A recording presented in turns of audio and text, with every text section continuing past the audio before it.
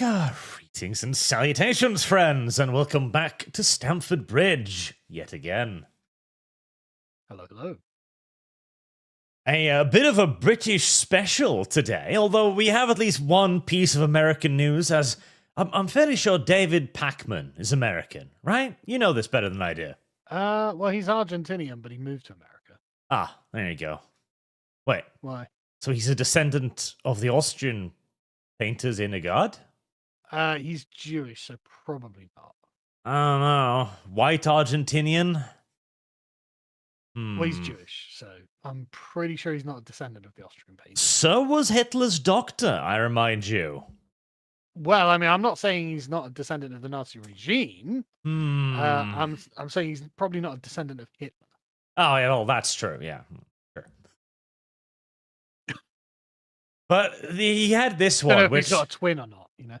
I mean, this has got to just be engagement farming, surely. 71% of ICE detainees appear to have no criminal record. What are we doing here, folks? Well, apart from... Well, I mean, quarter he's got that, except for the federal crime of entering the country illegally. Yeah, like... Getting rid of illegals. Literally all of them have a criminal record, 100%. Yeah. I mean, it's fairly straightforward. Getting rid of the people who shouldn't be there. Not to mention, even if we take this at face value, that means that, what, 29% of illegal immigrants have a criminal record? That's impressive. Yeah, that's fucking impressive, yeah. That's pretty impressive, yes. Oh, man, so there's this guy I follow called Juan Sanz Eli Miniatura, and he's a miniature painter, and he's just one of those painters where I'm just like, you know, he's like the fucking Van Gogh of miniature painting to me. And like, I painted the Magnus Red, and I was quite happy with my Magnus Red. But look at just as a quick aside, look at this fucking guy's painting. I hate him. Those so much. wings. I know. Right. Just it's so good. So good. And I'm just like, oh, fuck. How do I steal his technique? That is pretty amazing, yes. I know. I'm going to steal his technique. Fuck. Painfully good. Anyway, sorry. Distracted. It just came up on my timeline. I was just like, look at this. It's painting. Yeah. We also have one other piece of, I think, American news. I'm sure you remember me forcing you to watch iDubbbz twice. Yeah, which I didn't approve of, but... Well, Ethan Klein has now clearly managed to destroy the man so hard that his wife is back doing OnlyFans. Didn't he take her surname? I believe so, yes. I can't imagine a more broken man than iDubbbz. No, well, I could before if his wife was an active prostitute as well, but now I can't because now she has actually decided to start selling her nipples for money again. I mean, they must be really hard up, right? I know that's not true. She's probably doing this for attention. Quite possibly. That is terrible. Oh, to simply attract a better man. Who knows? Well, yeah, God only knows. Because I don't know, I'm an old school kind of person. I feel like women naturally shouldn't desire spreading their asshole on the internet, but then again, I'm old-fashioned. Very old-fashioned, yeah. Very old-fashioned.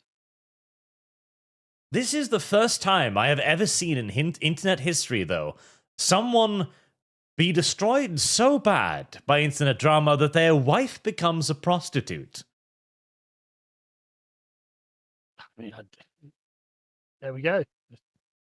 This is life for iDubbbz. And yet, by comparison, Ethan Klein's got the most wholesome life. Yeah, no, unironically. Yeah. Yeah, I'm not even joking. Ethan, like, he's mogging them just by being a normal husband and dad. And somehow this drives his enemies into prostitution. Yeah. It's a weird world we live in. Ethan wins so hard, he's into whores.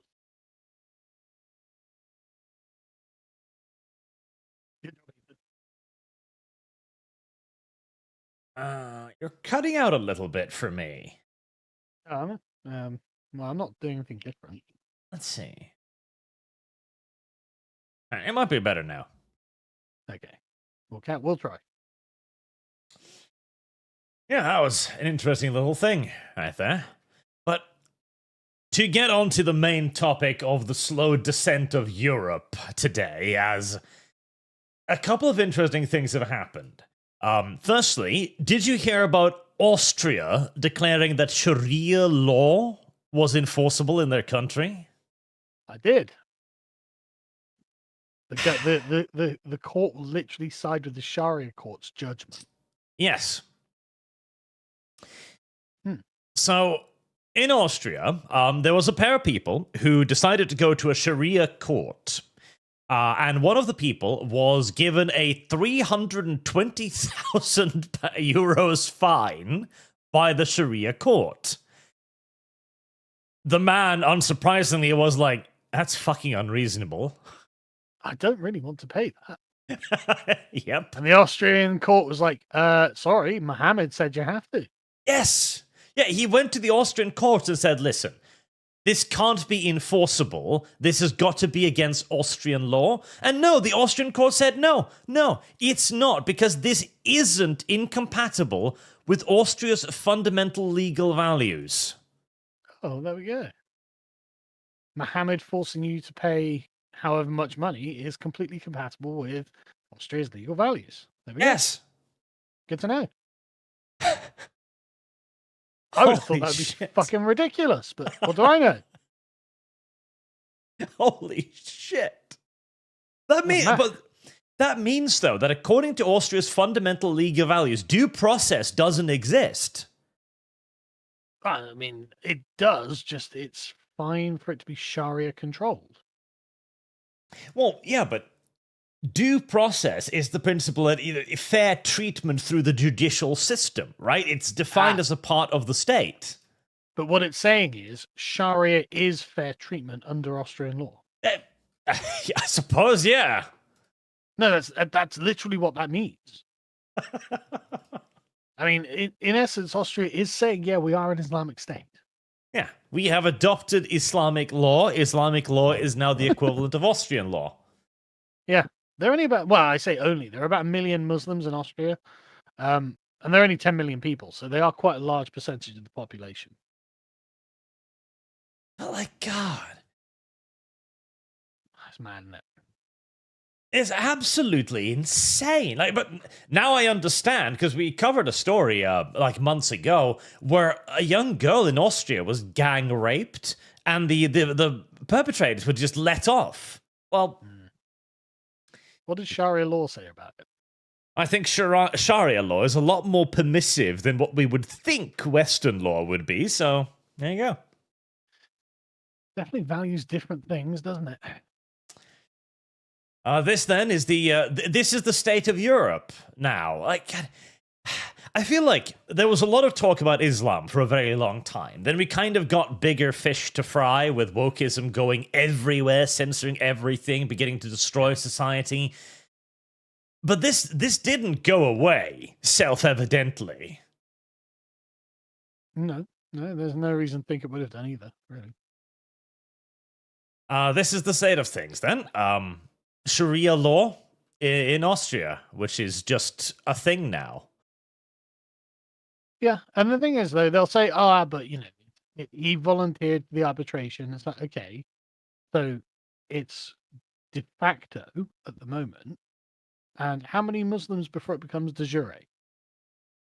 Yeah, but even then, you can't sell out your right. So you would think that you would have a legal right in Austria to, again, due process. So if that isn't Just being violated, then again... It's hard to imagine how, because if you think about it, the court is just, he agreed to arbitration. It's like, okay, so a bunch of people with no authority sat down and decided that they would play make-believe. Yeah.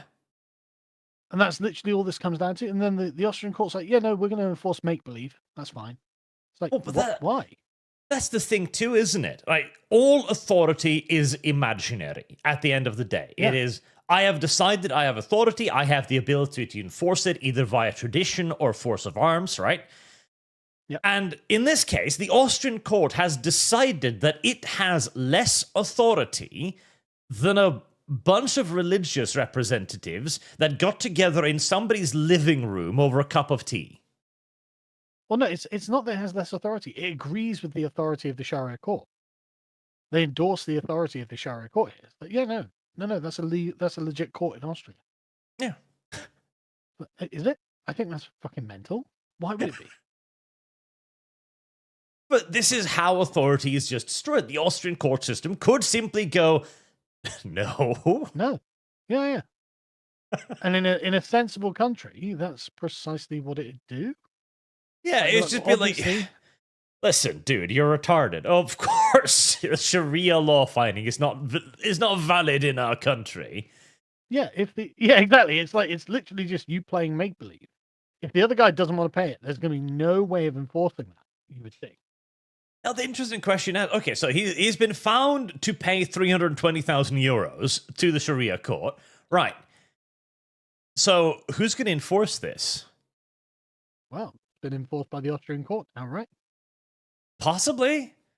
Or alternatively, they're just now allowing mob justice, I guess, by having a bunch of Muslims show up this guy's door and go like, listen, you've been found to owe this other guy 320,000 euros. If you don't pay up, well, guess what the consequences are under our laws? Well, sure, it's going to be like bailiffs or something, right? What? Islamic sheriffs in Austria. I fucking love it. Yeah, I mean, what else could it be? Yeah, it would have to. It would have to have the ability to enforce its verdicts. Yeah, and the court is going to enforce the Sharia verdict, whether you like it or not, apparently. So it's like, oh, okay. That's how that works.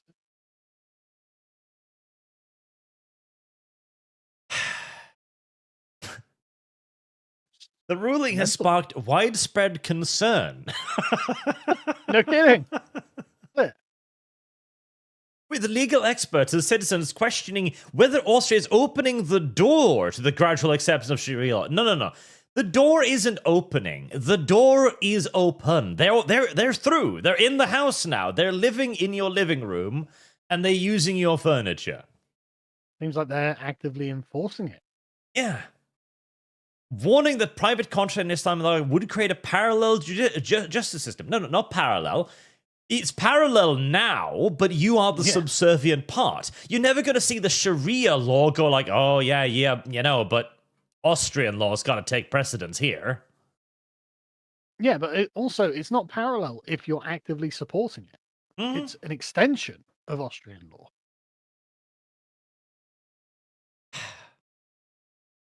This, then, should be a very nice warning shot to the rest of Europe. Yes. And we even saw another example of this, of just, again, the cultural differences. I'm sure you remember the Florida truck thing, right? Oh, yeah. Well, it's come out now that he was apparently an illegal, so he's not a U.S. citizen. He apparently got his driver's license in California. Yep. Fantastic. And judging by how he's driving, he must have gone to California, went like, hey, I'm an illegal.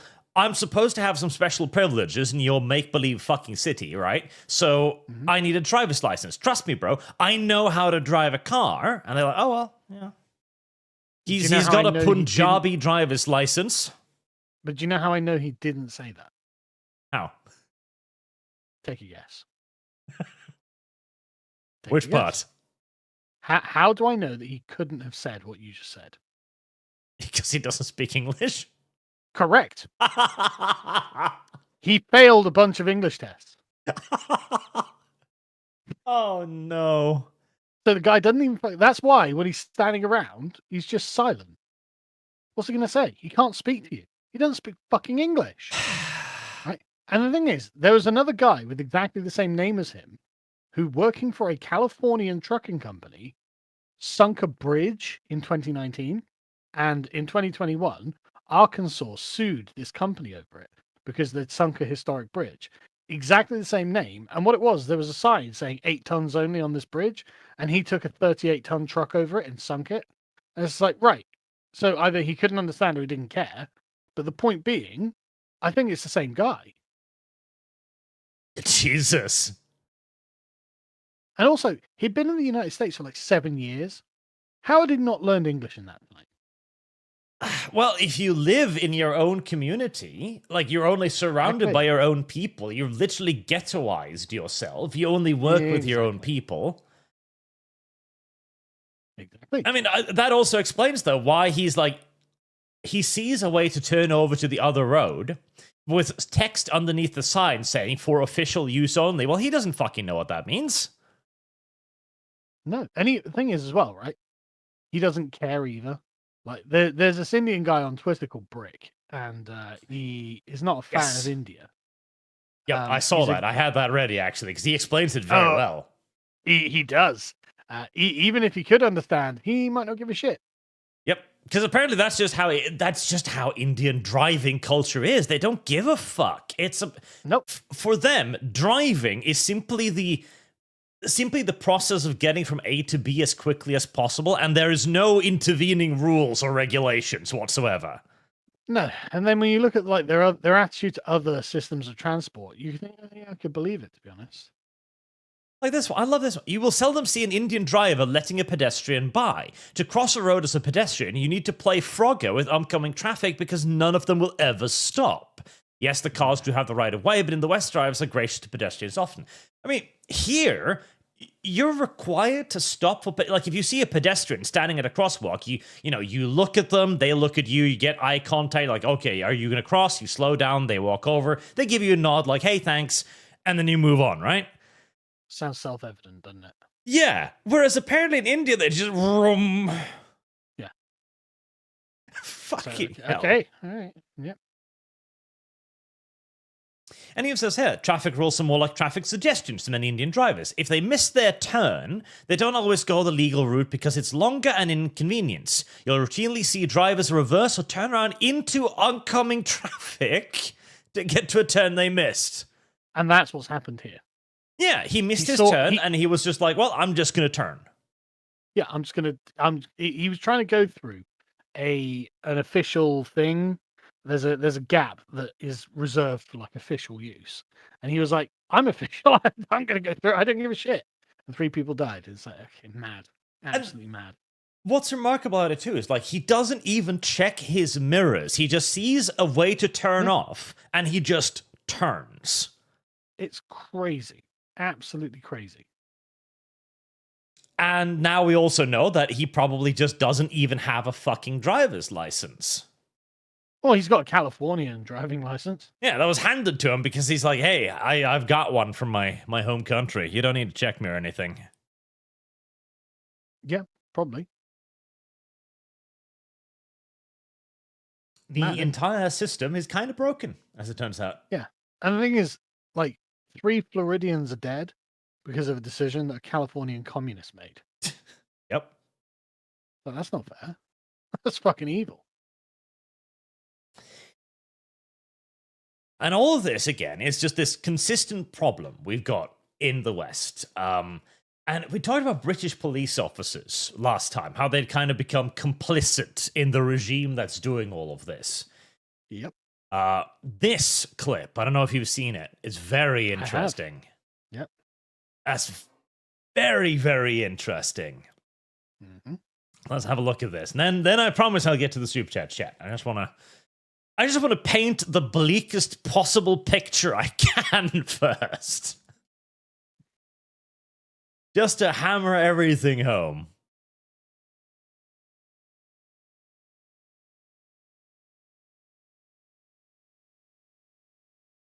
Damn it, now it's not recording the fucking sound of the...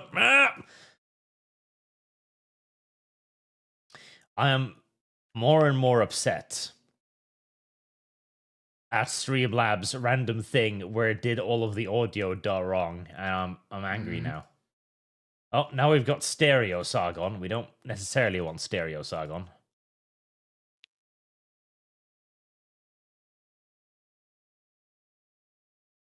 that coming through?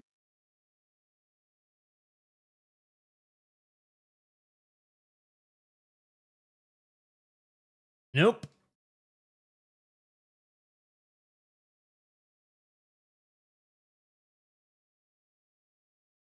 Oh god, this new fucking thing they've made. For some reason, I can pick you up just fine now. Yep. But it won't recognize any other sound.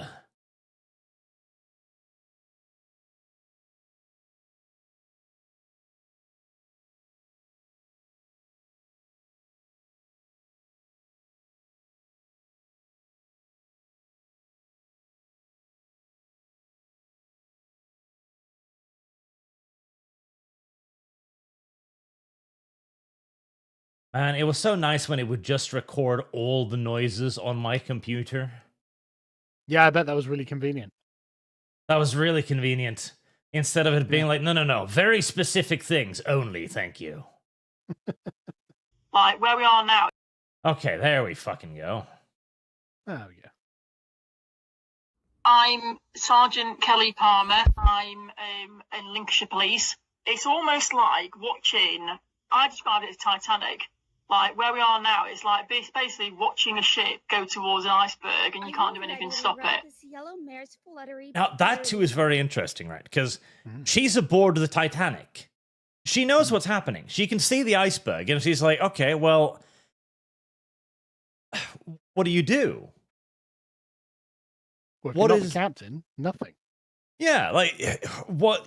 there's no internal police mechanics, I guess, where they can basically go and say like, "Hey, system's fucking broken, bro." Yeah, there's a massive problem with recruitment and retention in British police. Morale is at an all-time low, and people are just finding the actions of the police to be reprehensible. Yeah. And so there's essentially a lot of disobedience. Moreover, she'll go into and talk to. Crime is basically not solved in Britain anymore. 95% of crimes just go unconvicted. So it's just like, okay, well, what are you for? And the answer is to impose the draconian political order that the government sets down when it comes to speech codes. That's basically what this comes down to. And that's why people are so demoralized, because you join the police and you presumably do so out of, lofty ambitions. I'm going to be a police officer. I'm going to protect and serve and all that. Yep. And you go through your training, you join the police force, and you're basically told, we don't do that here. Like, crimes, we don't really care. Now, scan Twitter for hate speech. Yeah, that's basically what it boils down to, seems. So bottom level, there's absolutely no way I would join a force now for 27 grand and do what we're doing. Not a chance. 27 grand a Fuck all, year? yeah. So for Americans, that's probably about $35,000. That's not a lot of money, especially not in a job where you could, literally get shot at or stabbed by an immigrant.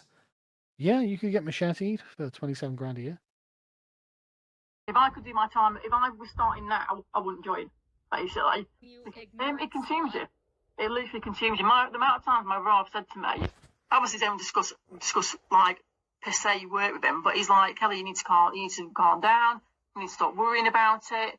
You end up thinking, I end up thinking every single day I'm going to get sacked. I have So lost. That too, though. So you go to... So she's tried. She's gone to her superiors like, listen, this doesn't work. We got to do something. And he's like, Kelly, calm down. Also, I'm going to fire you. Yeah. Well, Stop fine, talking about what? this. Yeah. Everything is bum covering now. We're not policing anymore. We're arse covering constantly. And it just means that we don't do police work. All we do is basically we go to a job, we spend an hour doing paperwork afterwards, and then we go to the next job and we spend another. We don't police. We literally deal with everything else but policing. We're social workers. We're like counsellors. We're fire. We're everything. Then we're living in fear. Literally, we're living in fear of we'll do something a teeny tiny bit wrong. We can't be robust. I've seen so much body-worn footage with officers where when I first started, you could be robust with people, and I'm still robust because that's me. I'm not changing how I am, basically. Where officers are literally frightened of putting hands on, like saying anything to them because they're scared of complaints and scared of getting served papers, and we're living under that constantly. So you can't even do the job because you're afraid of getting fired for doing it. But Brilliant. notice how Soviet this sounds. Yeah. Like, I'm afraid that my commissar is going to decide I was the problem ideologically and is going to send me to the gulag. I'm going to be honest. There's a huge amount of officers now we have restricted within the force due to injury on duty. I mean, why would you come and be a cop, like, when you can go and work in a, like, I mean, my husband works for the Welsh government and earns the same amount as me, and he's got far less risk than I have, and it's like, so why would you? They're significantly safer governmental jobs, yeah. I honestly can't think of a single reason not to do that. Well, no, if you're going to push paper for a living, you'd rather push paper for a living in a, safe environment. Yeah, in a air-conditioned office. Yeah. And the thing is, the primary argument for becoming a police officer has never been an economic one, because they don't get paid particularly well. It is about an ethical and a moral one. It's about wanting to do something special. Like, that is what it's supposed to be, that you want to do good. Mm-hmm. And that is then also supposed to have a certain respect and pedigree. Like the old Bobby in England, for example. There's a reputation there. There's a certain societal respect you're supposed to have. But when you simply become a paper-pushing bully, all of that disappears. They don't feel good about their job anymore. Yeah, that's totally true. It used to have dignity, I think is the word you're looking for. Yeah, and it also allowed people on a more like base human level to feel that experience of doing good. Because that's what something humans like to do. We like to feel good about ourselves. And being a police officer was a good opportunity to do a lot of that, but clearly not anymore. No, because, I mean, look, what she's describing is genuinely the sort of Soviet administrative system, where it's hierarchies responding to hierarchies who are being, like, excessively bureaucratized and policed internally for essentially ideological conformity. So she's afraid of speaking her mind lest she gets fired. It's like, if she makes a comment about a certain community, boom, that's it. That's her career over. Why would you bother? Far less scrutiny, better working environment. I mean, agile working is something that police really need to look into. Why would you do it? Like, if you're a bin man, like, why would you come in? Like I said, if I was a new cop now, I wouldn't do it. I literally would be like, nope, not going to bother. I'm not going to live on the breadline, get 7 balls kicked out of me, get no support from within my ranks, outside my ranks, from the public. If there's no way I'd join. I would just be like, nah, I'll go and work for a council, or I'll go and be a train driver, and then 60k. And there's the thing too, no support from the public. Because to the public, you're just the enemy now. You're an army of occupation. Yeah. You are no longer the protect and serve. You are now just the fist of the government crushing down upon them. Of course, they're not going to support you. Yeah, literally, you are the Soviet enforcer. And the people within the system then, of course, are now beginning to realize that. And, of course, they're demoralized. But you're also kind of then trapped. Okay, what do? Do you just quit your job in the economy as it is now? Yeah, exactly. What you can do, get a job doing something else. Good luck. Yeah. You're a sergeant, so you've probably been in for quite a few years. You've got a decent position. You're just going to abandon all of that. Yeah. Not to mention your pension. Like, your pension is going to take a serious hit. Yeah. I mean, like, what are your options here? Seriously. Yeah, you're kind of stuck. You're just stuck. Thus is the system. And of course, it's again, what you're doing is this, like the St. George flag roundabout. Police is now investigating. Gotta get him. Can't have that. That's not what the police officer signed up. Oh, I dream of one day I'll get to chase down a man who painted the English flag on the ground. That's what I aspire to do. I mean, it is ridiculous, but that's only because the whole notion is absurd. Yeah. Because now, England has an entire generation, like massive numbers of, in essence, straight up quislings who do this now because they're trapped within a system. Like, the guy who's sent out here, this is in Birmingham, right? The city is bankrupt. It can't afford to do anything. It can't collect trash, but they mobilize a truck with people in it within hours to go clean a roundabout that's been painted the English flag. Pay attention to their priorities, folks. Yeah, like, as the person cleaning, you must at that point realize you are working for the occupation government. If it helps, he's probably not English. Probably.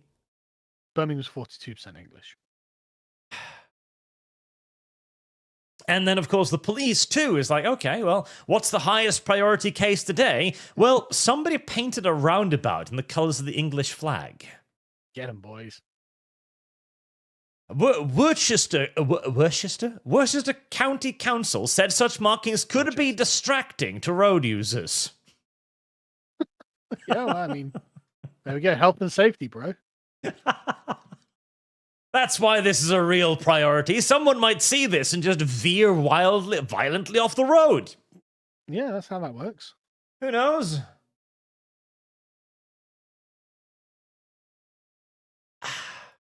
You know, the worst part of this is, okay, so around here, there is this ridiculous piece of government-installed architecture in the middle of the roundabout.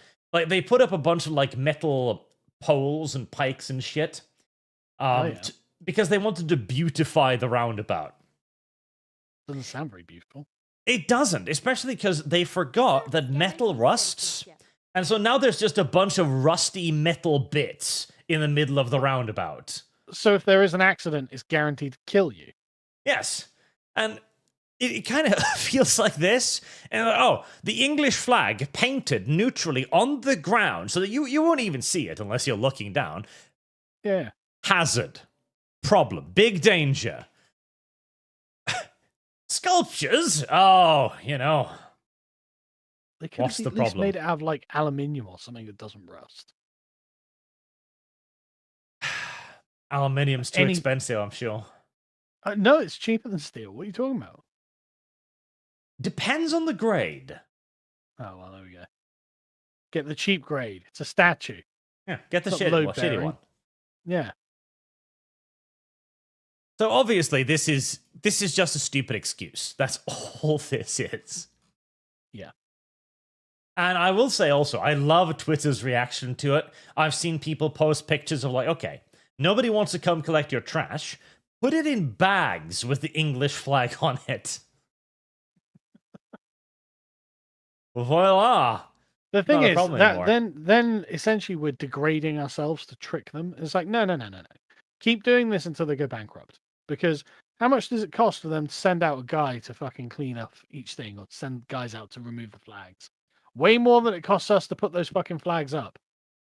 Yeah, no, straight up, like them dispatching a guy, so he's going to have his own wages. Then there's the car, there's the cost of the fuel, etc.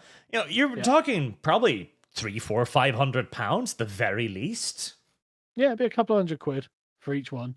So Mm-hmm. it's like great. It costs like £3 or whatever for an England flag on Amazon.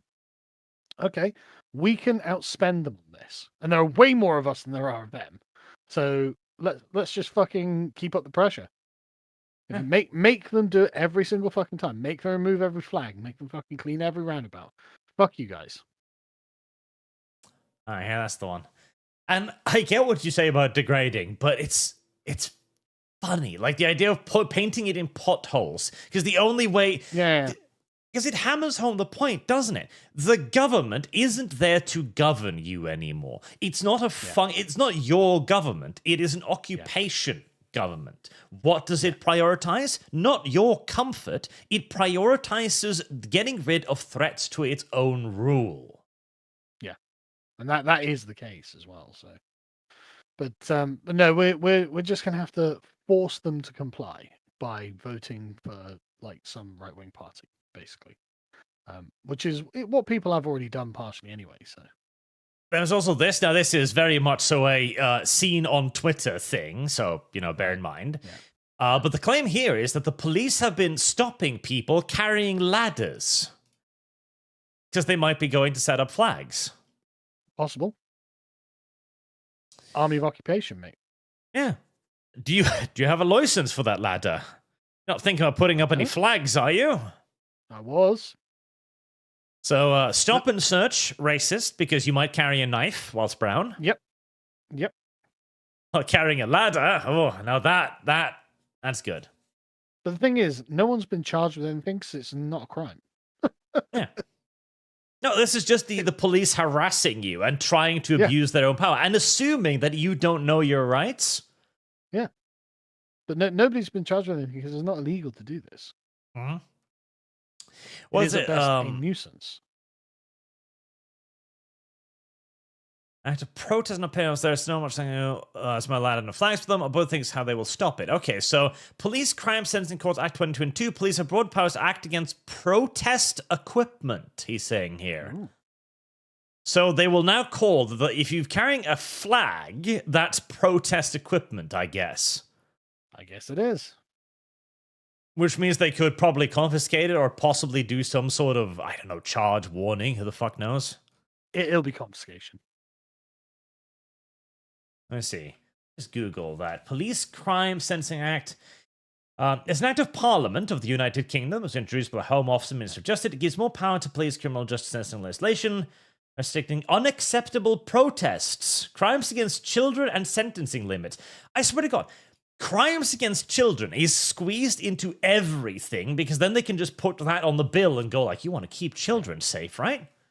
Yep, they absolutely do that. And that's all it is. Like we put that in there. Well, not because we think any child is going to get harmed by the English flag, but because... There is zero threat to children here, but that's not what this was about.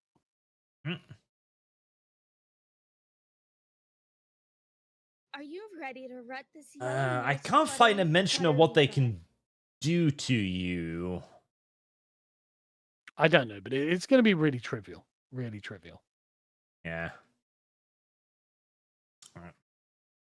Let me catch up on a few of the super chats, and then we can move on to the American view of this. Now that we've laid out just how fucking terrible everything is. Oh, actually, well, one last thing. Did you also hear that your government had sold out its fishing rights to the EU? Oh, I didn't hear about this, actually, but I didn't realize we had any fishing rights left. I assumed we'd sold them all, so... Well, theoretically, Sargon, you're supposed to have sovereignty over a certain area of water around you. One might think. And the thing is, we've still got a fairly decent navy, so we could enforce anything we wanted. You could, but if you sign away the right to enforce it... Again, like, signing pieces of paper means nothing when you send a gunship. But for some reason, we're just like, no, we will never send a gunship. It's like, but we used to send them all the time, and it was really effective and really worked out well for us. So, I had a little bit of a dig into this. A key part of this is that the waters are supposed to be open to fishing trawlers.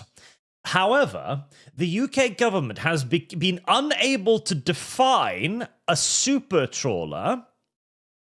So there's no size limit on the ship able to operate in British waters. And you just fucking look at this.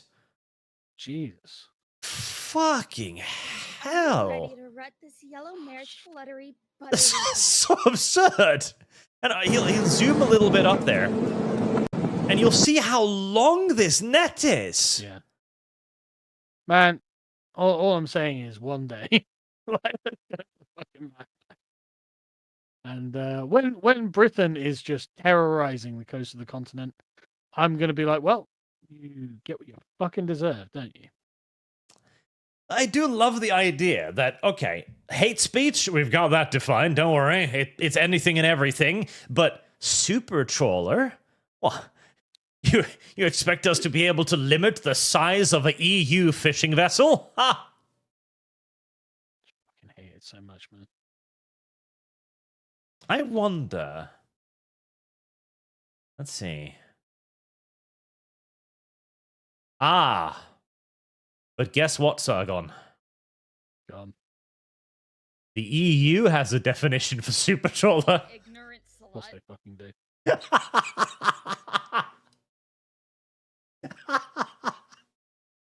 I fucking love that. So the EU is like, oh yeah, this is obviously illegal, but luckily this isn't EU waters anymore.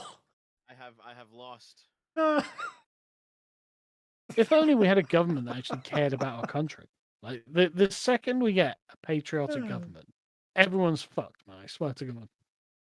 Like Are you shit will ready be to rut flipped this yellow over. mare's fluttery buttery butt? I feel like if the majority of this just became known to the English populace, it's gotta be, because the only way this shit works is because most people just don't even understand how badly they're getting robbed, I guess. Yeah. That's true.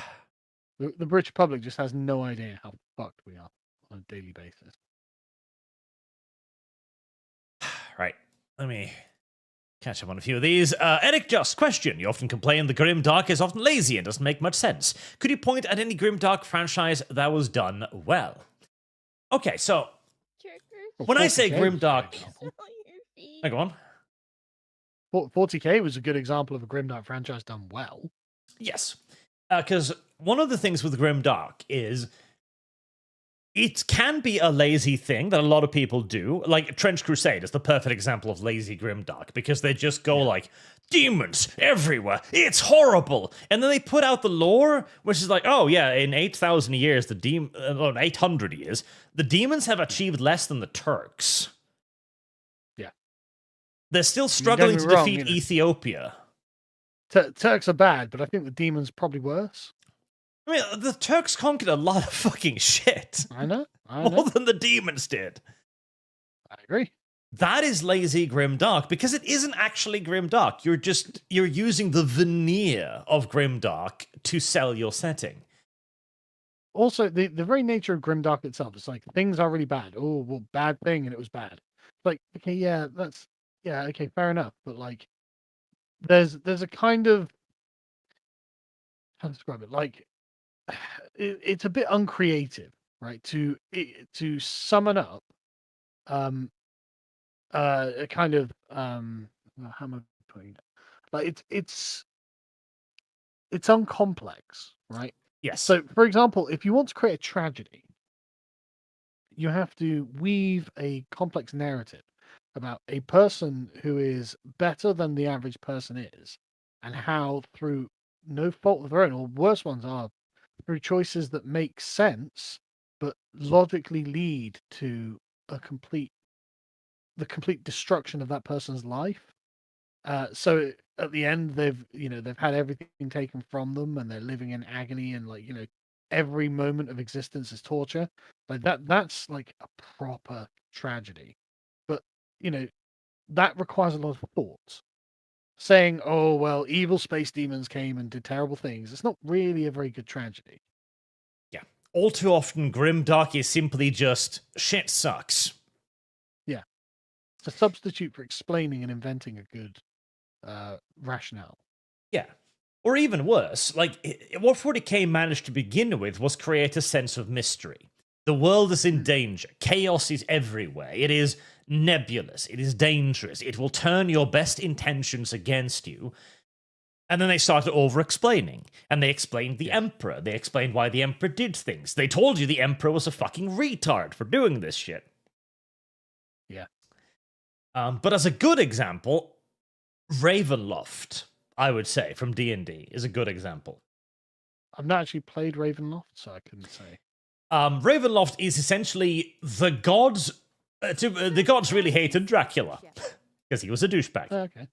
Because he challenged the gods because he wanted to keep his beloved wife alive forever, and he lost his gambit against the gods. So the gods, in their usual petulance, created a pocket dimension to entrap him, where his wife would always return to him and always die again over and over again. And so it's basically his own miniature hell.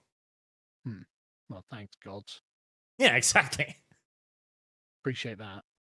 It has a lot of backstory, and it's got a great backstory adventure. And again, it's about tragedy and horror. And it's not, you're not even supposed to be there. Like, you as the adventurer, you're not supposed to be in Ravenloft. You don't belong there. Yeah. Interesting. So I'd say that is a good example. Yeah. Edit the Just, what do you think of EU's chat control? Proposal to mandate a scan of all private digital communications, even encrypted messages and photos. Tyranny? Yeah, I mean, it doesn't surprise me they want to do that. Yeah, it doesn't surprise me at all. Why would it surprise me? That's just today. Yeah. Trevor, have you seen the new Bannerlord trailer? I'm really excited for War Sale. Put this towards troubleshooter Ben Children. Tell me the current amount, please. I did see it. Trailer for it, sir? Yes, there's a new trailer. Can we watch it? I haven't seen it. Ah. I saw the first trailer, but I haven't seen the second trailer. Yep.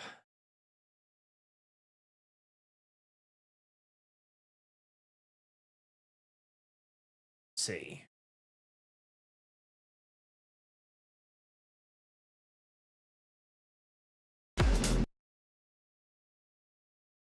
Let me just the Brave browser where it doesn't have a Peggy 16. million ads.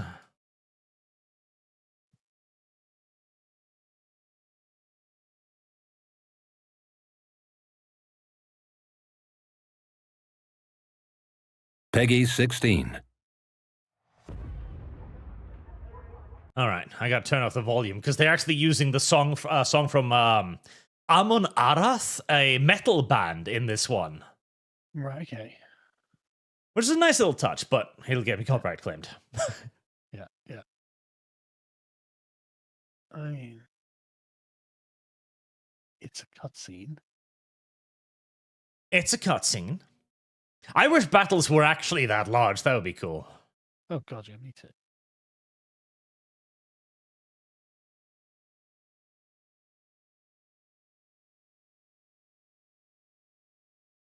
Most of this is highly unrepresentative of actual... God, I wish the fucking battles were that large. Yeah, okay. I mean, looks great, but it's not showing us anything substantive, right? God, I wish the battles... Yeah. That's all I can really think of again and again. Also, I wish troops would actually do that spare wall thing they've got there, because they don't do that. Yeah, me too. I know. You can get it with mods. You can get it done. Like Now, the naval battle... So this one looks like a cutscene, because you've got the next one that... I'm kind of worried that sea battles will basically be you spawn in, all your ships are already attached to one another, and you're just fighting like this. Yeah, I'm dubious about how they're going to do it, frankly. Yeah, I think I'm very... But I love the idea, don't get me wrong, but I'm just a bit skeptical, really. I'm skeptical as to the execution, yes. Yeah, I'd love for it to be brilliant, don't get me wrong. But it's a nice looking trailer, and I hope there's a lot of good... Oh, hey, that's a reference. It is. I hope it's really good, the naval combat, because I would love some naval combat in Mountain Blade. Oh, yeah. It's just... I remember when they tried to do this in the previous game, and it was just your ships tied together, and that was the whole thing, so we'll see. Yeah. And it wasn't... It was, I didn't hate it, but, what's the point,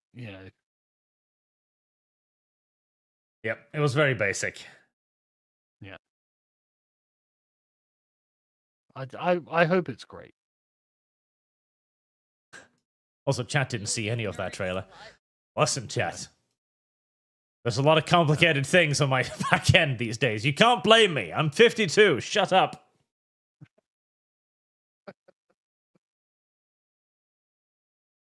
You're not allowed to criticize.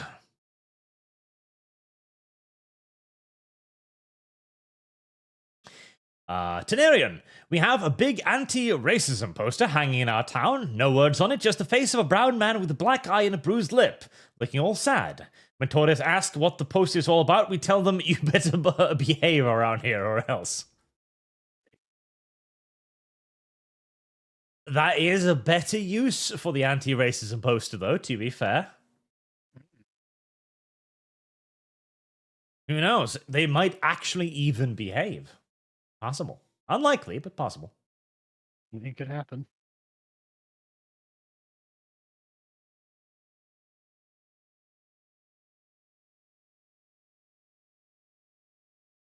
Matthew Hammond, will King Charles dissolve Parliament? No. King Charles is entirely on board with most of this stuff that's happening right now. No, yeah, he's a total globalist. And Troubleshooter Abandoned Children, by the way, is at $80 right now. I remember you asked about that too. Marksman 117B, Destiny's own kid confirmed that he was sexting an underage girl. Own kid ratted him out, at least he's a good lad. That man is evolving into a predator. I feel bad to Destiny's son, man. The Destiny saga continues. Yeah. But I mean, like, you know, you give him a break, basically. Yeah, If he your has dad, not if had your a- dad with Destiny, you'd be fucking mental too. Yep. Marksman, this and Peeves for Friendship Fund. Also, iDubbbz and his wife have apparently moved into someone else's house, staying in the basement. The man is now broken. Ethan not only broke him, he was also the final blow to bankrupt him. How the great fall. Rough. Rough, indeed, but I suppose that would explain how wifey suddenly decided that taking pictures of her butthole was a good idea again. Yeah, so suddenly it's like, well, you know, we're in dire straits, darling. Maybe I should sell pictures of my ass again.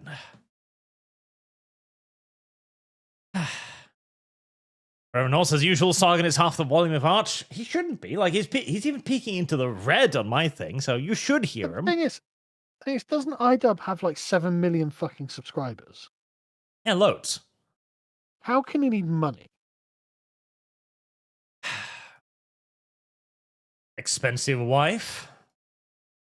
How is it he can't afford a fucking house? 7 million fucking subscribers. Let's see. iDubbbz, 6.98 million. What do you think? There we go. Like you would have to be seriously fucking incompetent with money. Like Arch, if I gave you a channel with 7 million subscribers, do you think you're going to make some money out of it? I am, but like the problem is he's also a lazy little bitch. Because I look at his channel right now. In the last like year, he has put out 1, 2, 3, 4, 5, 6, 7, 8, 9, 10, 11, 12, 13, 14 videos. So he's averaging like one a month, One pretty video much. a month, yeah. And most of them get like 300 to 400,000 views, which per video is pretty great. Yeah.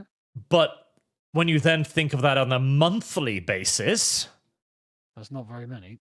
yeah. Like literally just putting out 2 videos a month, double the amount of money you'd make iDubbbz. Think about it. Yeah. Like, because that doesn't actually turn into a whole lot of views per month. So it probably isn't dragging in as much ad revenue as the size of the channel would suggest. Yeah, yeah.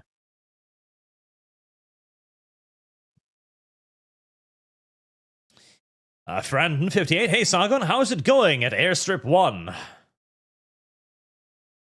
Oh, it's daily indignities, constant disappointment. You know how it is. Zedekiah, Ethan and iDubbbz reminds me of JonTron and Destiny. When John was going to jump in the culture war, but I don't blame him for ducking out. Oh, me neither. Yeah. No, yeah. He jumped in, very wasn't little to be particularly won. well prepared, and swiftly realized, okay, I could do this, or I could remain a millionaire. Yes. Like, okay, fair enough. Don't blame him at all. Rob63, there's an ongoing betting on whether iDubbbz eventually goes on a divorce arc, cuck arc, or polyamorous arc. Have the content creator He's 3 already on the failed? cuck arc. Yeah, he's already in the cuck arc. Like, he's already selling his wife for money to pay rent, so. If anything, polyamorous. Because, listen, if you're willing to put up with your wife whoring herself out online, I don't know if a divorce is on the table.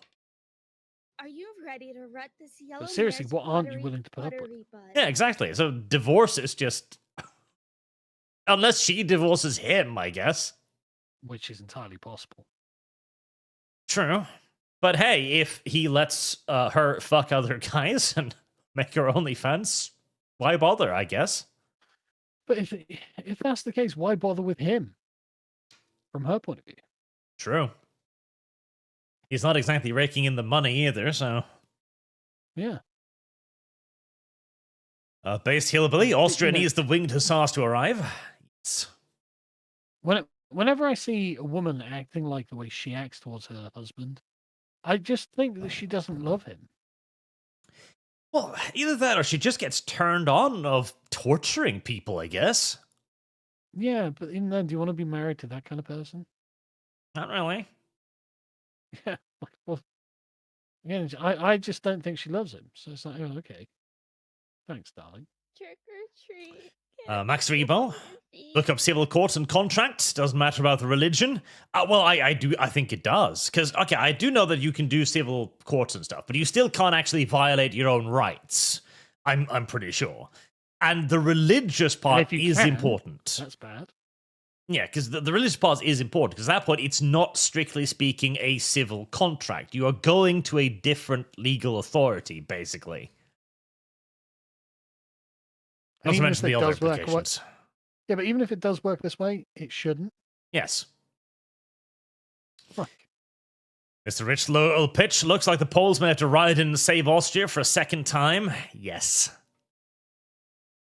Rubber Leg 63. Charles the Hammer Martel was not born French and defeated Muslims to have all of Europe just invite them back in. Bring him back. Uh-huh. Yeah, screw the whole Jurassic Park, bringing back the dinosaurs. We need to resurrect a bunch of the old European kings. I mean, I can see the argument. Matthew Hammond, did you see the Alberta and US companies pipeline deal? I have not. I don't know what that is. Do you know, Sangon? No, I've not seen that. For Jupiter, iDubbbz could be worse. Could be Boogie being so bad in the bed he made an escort, quit sex work, and become a nurse. Listen, I mean, if anything, you could say that he added more good to the world than bad at that point. Yeah, I'm so glad I've got a really boring life. But Eden, have you considered that Austria is into cucking? Yes.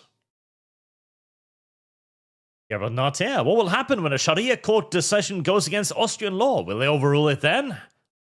I hope. Hexy, Gavin Newsom is brat-coded art. Accept the Newsom. I don't want to. I tell you what, this whole thing about like memeing Gavin Newsom, it's got very sort of Kamala energy. Because, like, Gavin Newsom is an evil traitor. Why? Like, he's got obvious villain physiognomy. Like, are we supporting this guy? Are we? No, obviously not. Why would we support him? You know, like he's going to betray you. That was probably Gavin Newsom's California that gave that guy the fucking truck license. Cormel, I commented on Songen's video on Austria, and some commented with the literal media literacy and missed the point of the issue that it happened. Yes, the problem is that it's happened, and is allowed to happen. Yeah. Stutters, Art, what is the name of your video about Iron Gorgons, I think? The one in 3rd K who burnt planets to mess with traitors after Istvan 5. I don't remember, but I did do a video on that. Probably something to do with genocide. Dreadnought Logan, in 10 years there will be an article about how Gamergate broke the EU, and one about the rise of the new Cornwall. Carl Benjamin. God, hopefully. Orthodox and doppelganger, Indian guy, must be Minecrafted. In Minecraft, of course. Zero, hey Art, hey Carl, hope you're well. Couldn't help but notice a lot of flags around. Odd. Anyway, got my islander. UK is fucked. Missing anything? No, that's about it. No, but the new island is good, so I hope you enjoy it. I was reading Morgoth's articles, particularly interesting this time. Not that he always does really interesting articles, but he's talking about like music aesthetics and the sort of underlining meaning of a sort of genre of folk music. I know it sounds really narrow, but I don't know, maybe it's the way that he describes it or something, but I was reading them, I'm just like, okay, that was fascinating, even if I don't know anything about that subject. It's the way he tells it. But anyway. Fredden, 58, California should be abolished. Yes, but the damage is already done. Yeah. Oxford 17p, the man did not have an Indian driver license. Oh. Let's just gave him one. I didn't think he did. You kept saying, I don't recall reading that he did. He got a commercial driving license from California. Well, I figured that he must have had some foreign driver license first, and then he gave them that and like, listen, I can totally drive, and they just took his word for it, I guess. Didn't even speak English, so no. A translator come along. Listen, my friend here can totally drive somewhere else, so he can totally drive here. I mean, who knows? I'm just gonna go to the toilet and grab a drink. I'm back in 2 seconds. Roger. I have lost. Tot chicken sounds like Austria could use a little Hungary. Yep. A little Vlad the Impaler, maybe even. Brockhagus over Hokkagus. As a California citizen, to hear these foreigners get handed a driver's license while I had to go through so much bullshit to get mine and he killed my countrymen, well, that makes me hate the outsider more. I'd imagine, yes. You ignorant slut. Primarch, what separates the immigrant of the past versus today are that our ancestors came here with nothing, knowing there are no handouts and had to assimilate. Well, yes, because they wanted to build something. The people who settled America to create America. People who are coming to America now are settling in America because they know there's a lot of free shit in America. Fox and Doppelganger, UK police must be treated as the enemies of the people. Hey, maybe that'll make them quit. Deadpool Kid, hey guys, when I was in the emergency room for intestinal surgery, unfortunately had the stroke of misfortune and had to deal with foreign nurses when the COVID lockdowns happened. I was trapped for 24 days with them. Jesus. That does sound like it would have sucked. Quite a bit. I'm sorry about that. Man. Charles the Beagle, off topic. Regarding censorship of OnlyFans, my take is we need to bring back shame. Women need to shame the women making it and the men paying for it. Yes. Shame would solve a lot of our society's problems. Sadly, we don't have enough of it. Deadpool Kill, I'm an American. My heart goes out to English people. I do mean real English people, by the way. Anyway, Reconquista. Conquista. Brendan 58, the UK in 2035. Hey, you got a license to be cucked by Muslims? Don't you think the Muslim owner would have that license, yeah? Walking Corpse, protest equipment. Next, they'll confiscate prosthetic limbs. Well, if it helps you walk to put up an English flag. Mid-Atlantic Chronicles. Hey guys, check out my latest video idea, I'm presuming, on Bermuda, a halfway point between Britain and America, key for the early settlement of the South, later a shipping hub on which North America connected to the wider empire, and where aliens abduct ships. I know that much. Charles the Beagle, an Indian in Ireland, was attacked by kids. The government media are using this as an excuse to say the Irish are inherently racist. I wish. The Indian government has issued an advisory to its citizens. God, what a fucking low... God, the Indians are now going, listen, Europe's really unsafe. You gotta be careful there. Fucking bitch.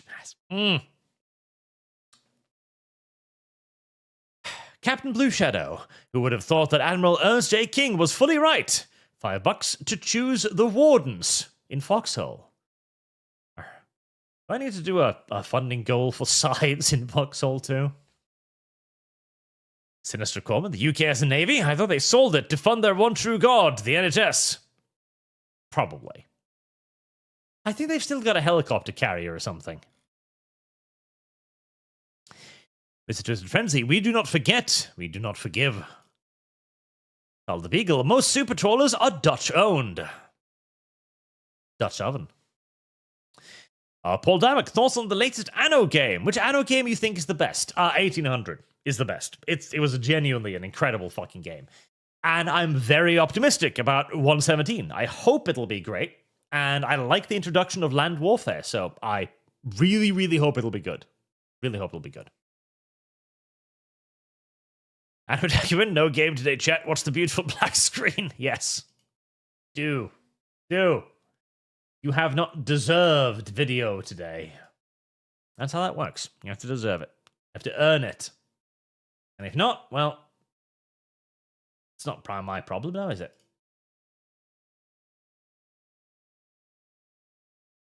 Oh, that window.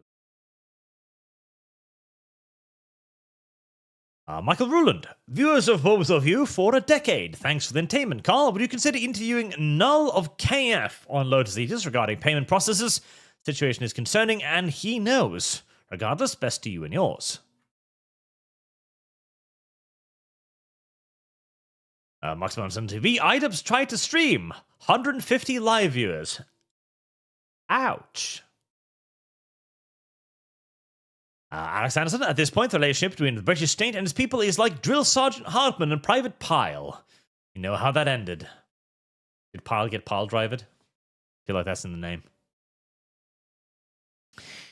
Icabans 999, forget average revenue, just Patreon or other such dite, and $1 from each subscriber should fix his money problems. Yes, but that is dependent on each one of his subscribers being willing to give him $1, which, if they're not willing to watch a video for free...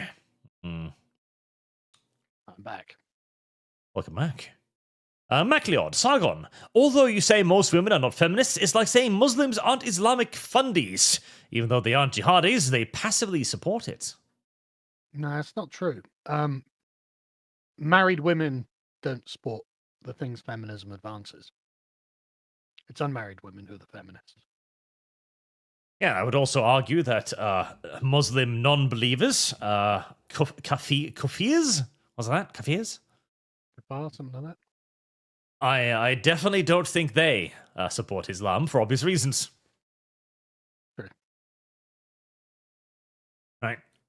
Let's have a look then at the barometer of the normal people. Asmongold on the UK Revolution. Yeah, I do love Asmongold because he is just the avatar of the normal people. I just like how, like, he just doesn't care what the left thinks, really. So he's got this kind of Joe Rogan-esque perspective. Well, or the right either. That's the thing. He is genuinely the avatar of the normal because he's even got these retarded views on taxation. Like, he's even called himself a socialist and shit. Amazing. He's the perfect normal guy because that's what normal people do as well. They don't understand what socialism mean, and so they go, "Oh, that's just the one where you get free healthcare, right? And people pay their fair share." That's literally all there is to it. Yeah, that's all there is.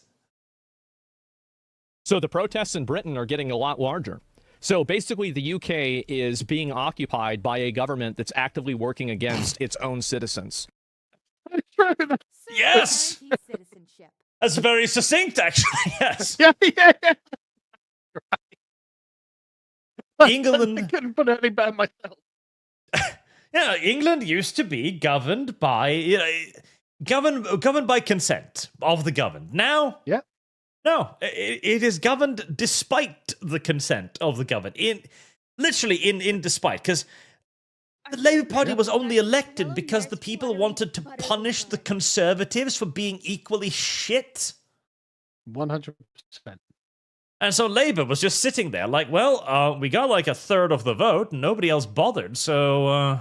Somehow we're in charge now. It's like, okay. I guess we're it. Yeah. Let's go about making sure everyone... Yeah, let's make sure everyone regrets this decision. yeah, exactly. This isn't ever going to happen again, so let's make sure that we really fuck it up this time, lads. Yep. They're importing infinite migrants and infinite third worlders. They're actively censoring anybody who talks about it. They're trying to police speech as much as they can. Not even trying. That's the sole Yeah, duty of the police officers now. yeah. Literally their job. Yeah, but he's right. He's completely right. Yeah, that's what the police does. That is their mandate. Listen, if somebody says something mean on Twitter, you need to go knock on their door. Heresy's the question. But Most of it's on Facebook. this man stole shit. We've got video camera evidence and everything. We could just arrest him. No? Who cares? That would take up valuable resources from policing people. Good luck finding him. What's this community going to do? Cooperate with us? Obviously not. And they're trying to effectively speedrun V for Vendetta. That's what's happening. Yeah.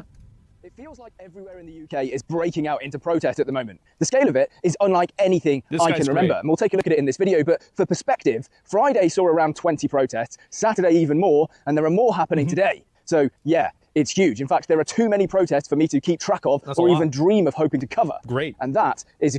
Well, that's a lovely piece of English countryside right there, too. Yeah. What little remains of it. Yeah. Good thing. I've seen this guy's videos before. I don't know who he is, but like he's just some young lad who walks through the countryside recording a video about these things. He seems all right. By comparison, funded by the Socialist Workers' Party, seem to be running out of capital and manpower. Well, they're also running out of... The thing is that a lot of these leftist causes, their economy truly is emotion. Yes. There was a recent one in America where they had the usual thing, right? There comes a white van, it's got assloads of pre-printed signs which they hand out to random people that have been called out on Facebook, like, come stop fascism today. Yeah. And there was just a pile of signs just lying there because people were like, no, I'm not gonna. This is cringe, bro. Yeah, and this is all paid for by a communist party. Mm-hmm. Like, these aren't organic protesters. They're random stooges. People on Facebook going, oh my god, Nazis! I thought we defeated them in the last war. You come out there and they're handed a Nazis sign. have returned. Yeah, with some text they barely even understand, and they're like, listen, the Nazis are over there. And so, to the extent that they can no longer emotionally manipulate people to make them agree to give up their homeland and to allow rapists to run free in their country, to the extent that they can't do that. It's also not even arguing against it. It's the fact that their argument was that it isn't happening. Remember the video you showed me last week, right? With the guy going, no, it's not that bad, there's not that much crime, and the statistics clearly prove opposite. Yeah. This narrative doesn't work. That has been the entire thing of the left. All of the bad things totally aren't happening, guys. There's not massive grooming gangs running through England. There isn't a massive spike in rapes, and people just accepted that for the longest time. But the evidence becomes more and more overwhelming as time goes by. Correct. And so you have no more social capital. I think that's more cogent than emotional capital. It's social capital. They've expended all of it. Nobody believes them anymore. You just go outside and you see things happening. You're like, right, okay, that's not normal. Yeah, like if you live in Birmingham and you're surrounded by filth and trash bags every side, you know you're not in a functional society anymore. Yeah. You don't have to study politics for that. You don't have to keep up with the news. You don't have to study the last 5 years of events. When you need to push trash bags out of the way to open your fucking door... Yeah, something's gone wrong. Yeah, it's a very clear sign to the normal person that, okay, shit's about to hit the fan here.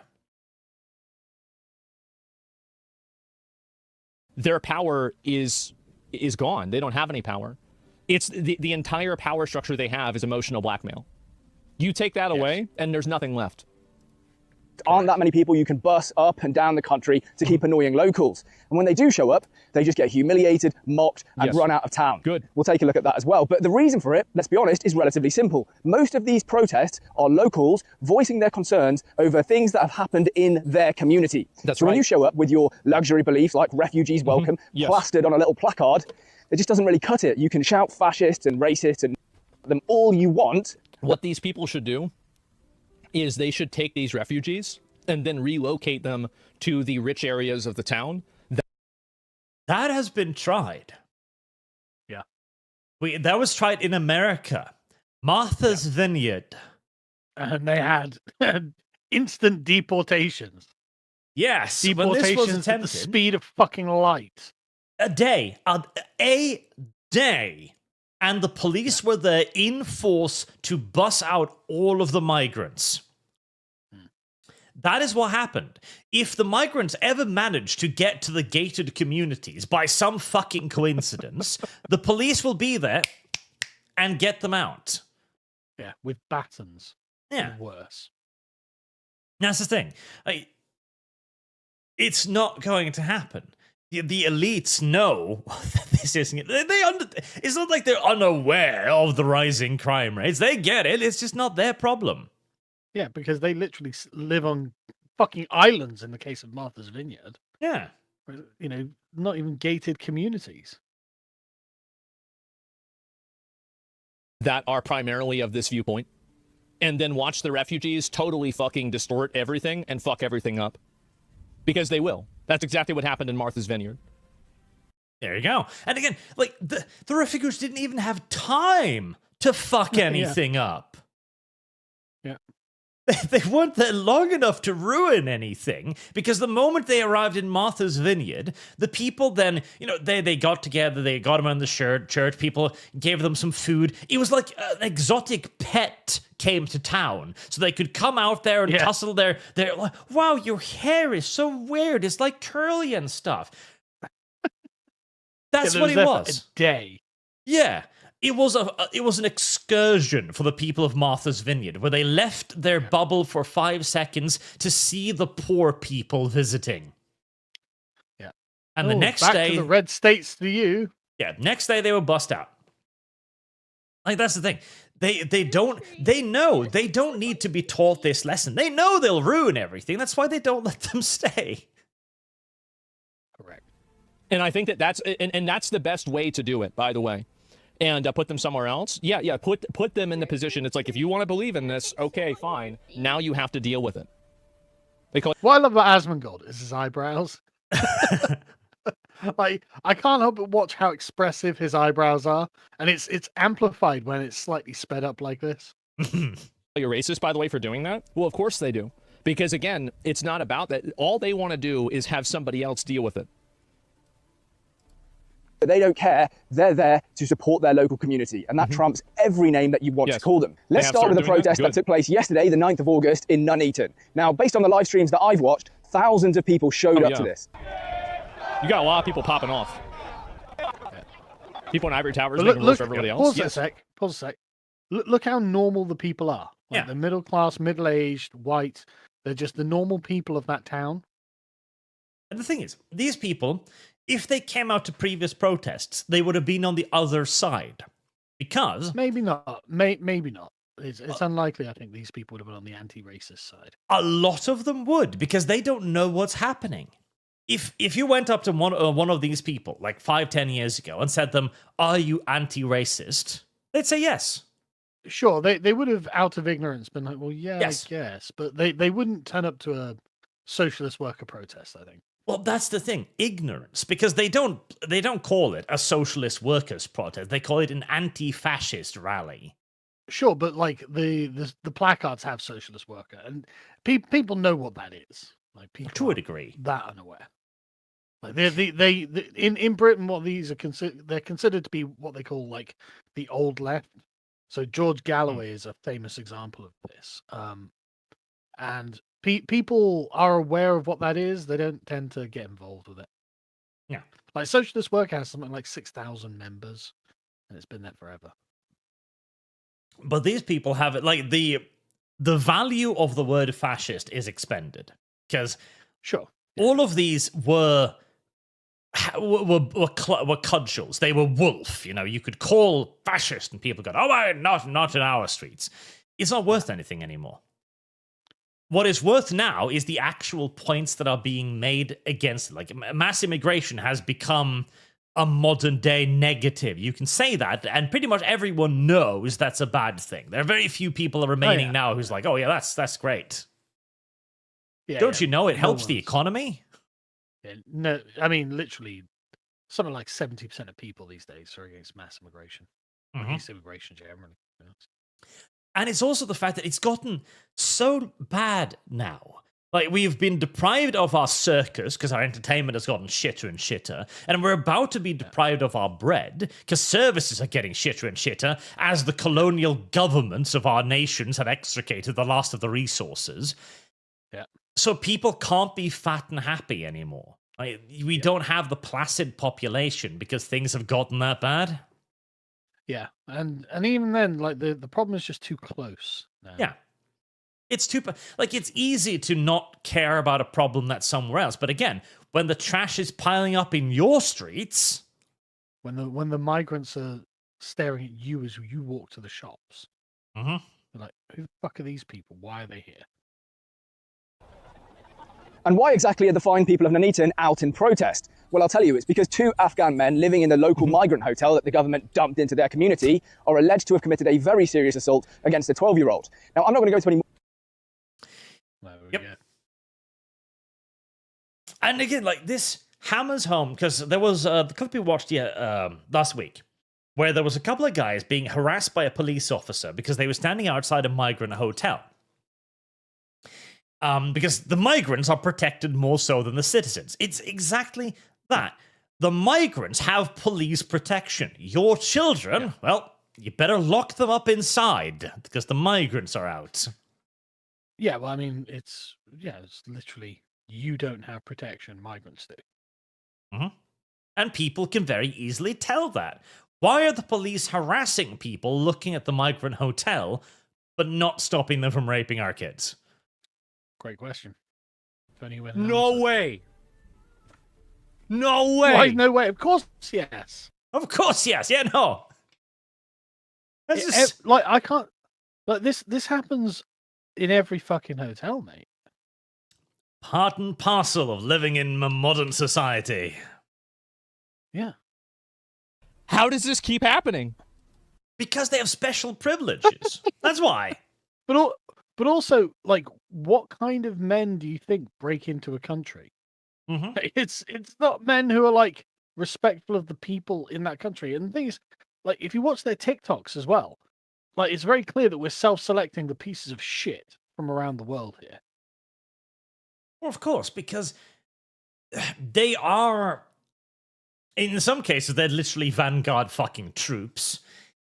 In others, they are simply out on a way to, like, claim something. They're settlers. Because remember, you've got reuniting policies these days. If a young boy gets sent out from his family, listen, you're going to have to get to Britain. And he does, and he gets it to go to Britain, he gets asylum, citizenship, etc. He can then go to the office and say, hey, I want a family reuniting, right? Yeah. And they will then take the rest of his family. It's a colonial effort at that point, where if they get one person into your country, the whole extended family can move on after. That's why they select the young and the strong men, because they've got the best chance of making the journey from fucking Syria to England. Yeah, but a lot of it, right, is not even that, right? A lot of it is just young men who are like, we can get access to white women and money. Mhm. And they will literally say this in their fucking TikToks. I mean, These are they're just foreign adventurers who 500 years ago would have been a part of the Sultan's army. adventurers, marauders. Yeah, and we're just letting them in. And we're shocked and surprised that the marauders are raping and pillaging. Yeah, it's exactly. You know, we're shocked at this, but it's like, well, I think it was fairly self-explanatory that this was going to happen. Oh my god. More of the details of that because, well, for the purposes of YouTube, but if you Google it, it's absolutely disgusting. That's all I'll say. So you're probably imagining, well, It's not rich opinions versus poor. It's more left and right wing, and left live more in cities with set immigrants. I think that, again, a lot of the people that are pushing this are people that don't have to deal with these people. They don't have to deal with them. They're driving in from out of town. yeah, the local community. And never underestimate the self-flagellation of a leftist either. Like, we watched the clip another few months ago, right? Where the this guy wants you to rob him. I have Video lost clip. shit. Where the leftist is just standing there, like, you can't have my phone. I use it to help marginalized communities, but I can give you some money. Yeah.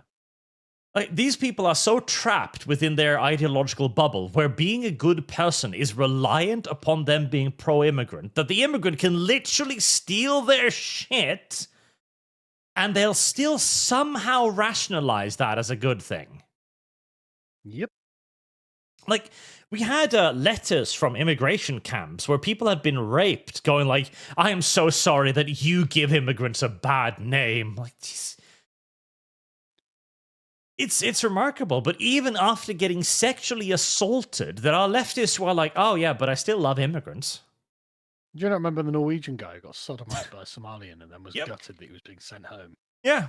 Because he was worried about him. It's like, okay, well, you deserve it then, I guess. Like, well, I know he fucked me up the ass and shit, but yeah. I don't want him to leave the country. Are you ready to rut this yellow It's just mental. Just absolutely mental. That's just a bit too cruel of a punishment, really, for raping a Norwegian guy. And it's just where we are, isn't it? You know, it's just the West at the moment. So, okay. Yeah. Community, they're not going to be too pleased by this, but surely nobody is going to come along to counter-protest, right? Yes. Enter the Reddit and 4chan crossover masterpiece. Yes. That is how they mobilize. They get random people who probably aren't from there, who maybe in many cases don't even really know what's going on. They're simply told fascists. We absolutely know they bust them in, and they also like with like moving trucks will bring signs bundled up, printed. Like we know how they organize. Yep. A fedora-wearing neckbeard cosplaying as a priest. What the I love that Asmongold's enjoying it, though.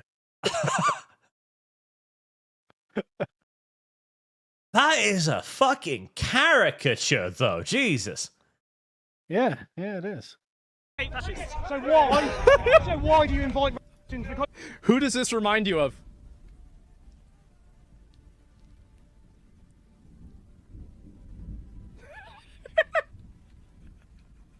I'm not going to say who it is. Well, who is it? But man, that's crazy, isn't it? That looks a little bit like Chris Chan. Does it? Wow. Tiny bit. Do you think it's acceptable the police try to cover up this? Uh-oh. You don't deserve that collar, my friend. You will not. I'll take it from you, I promise you now. Uh-oh.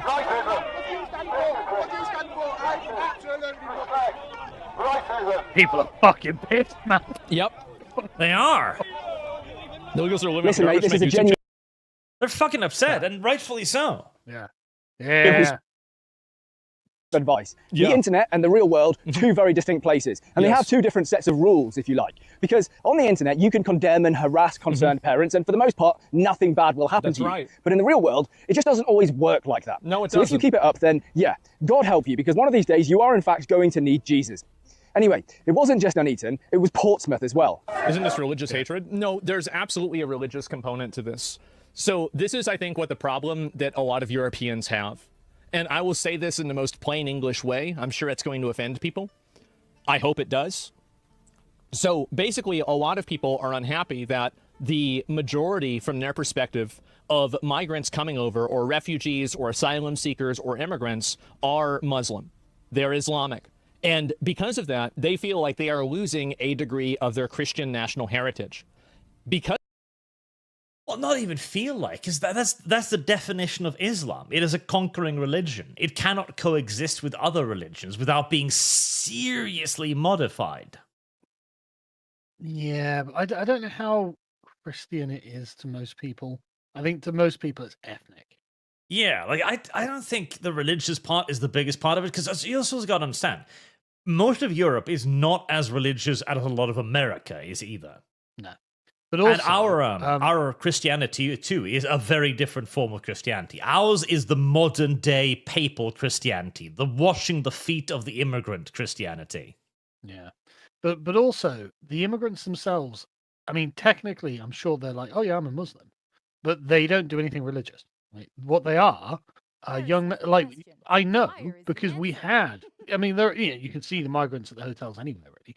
But we had a migrant hotel just around the corner. They sit around drinking and smoking all day. They wear Western clothing. Like, they're not Muslims by like practice, right?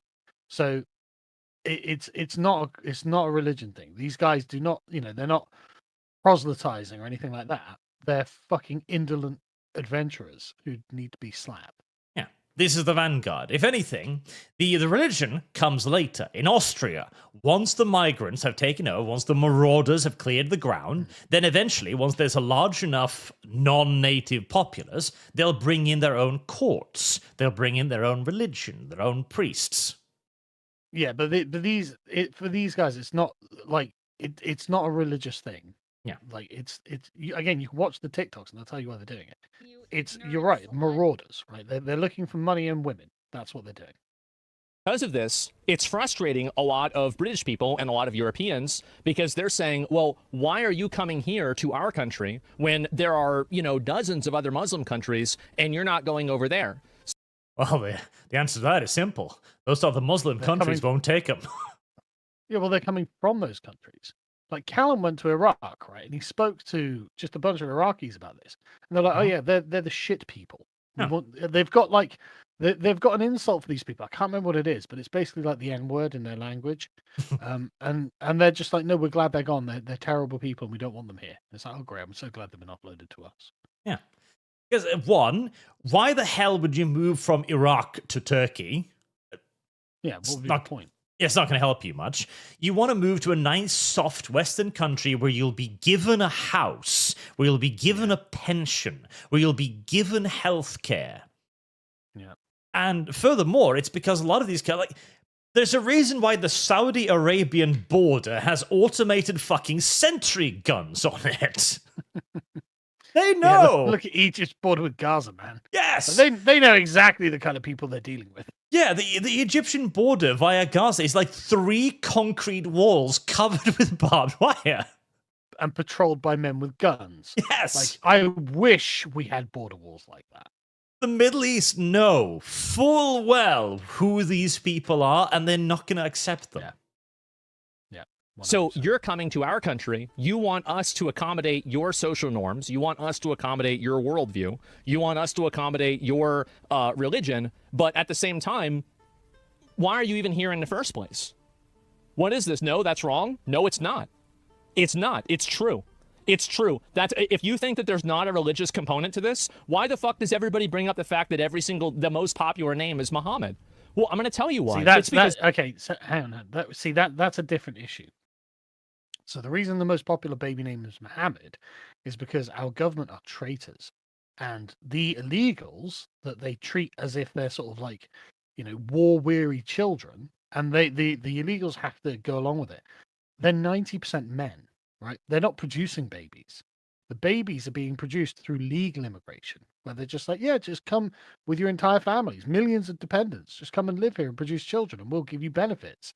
Yep. It's a different problem, unfortunately. Yeah. The religious aspect here is far more secondary than he's making out to be, I think.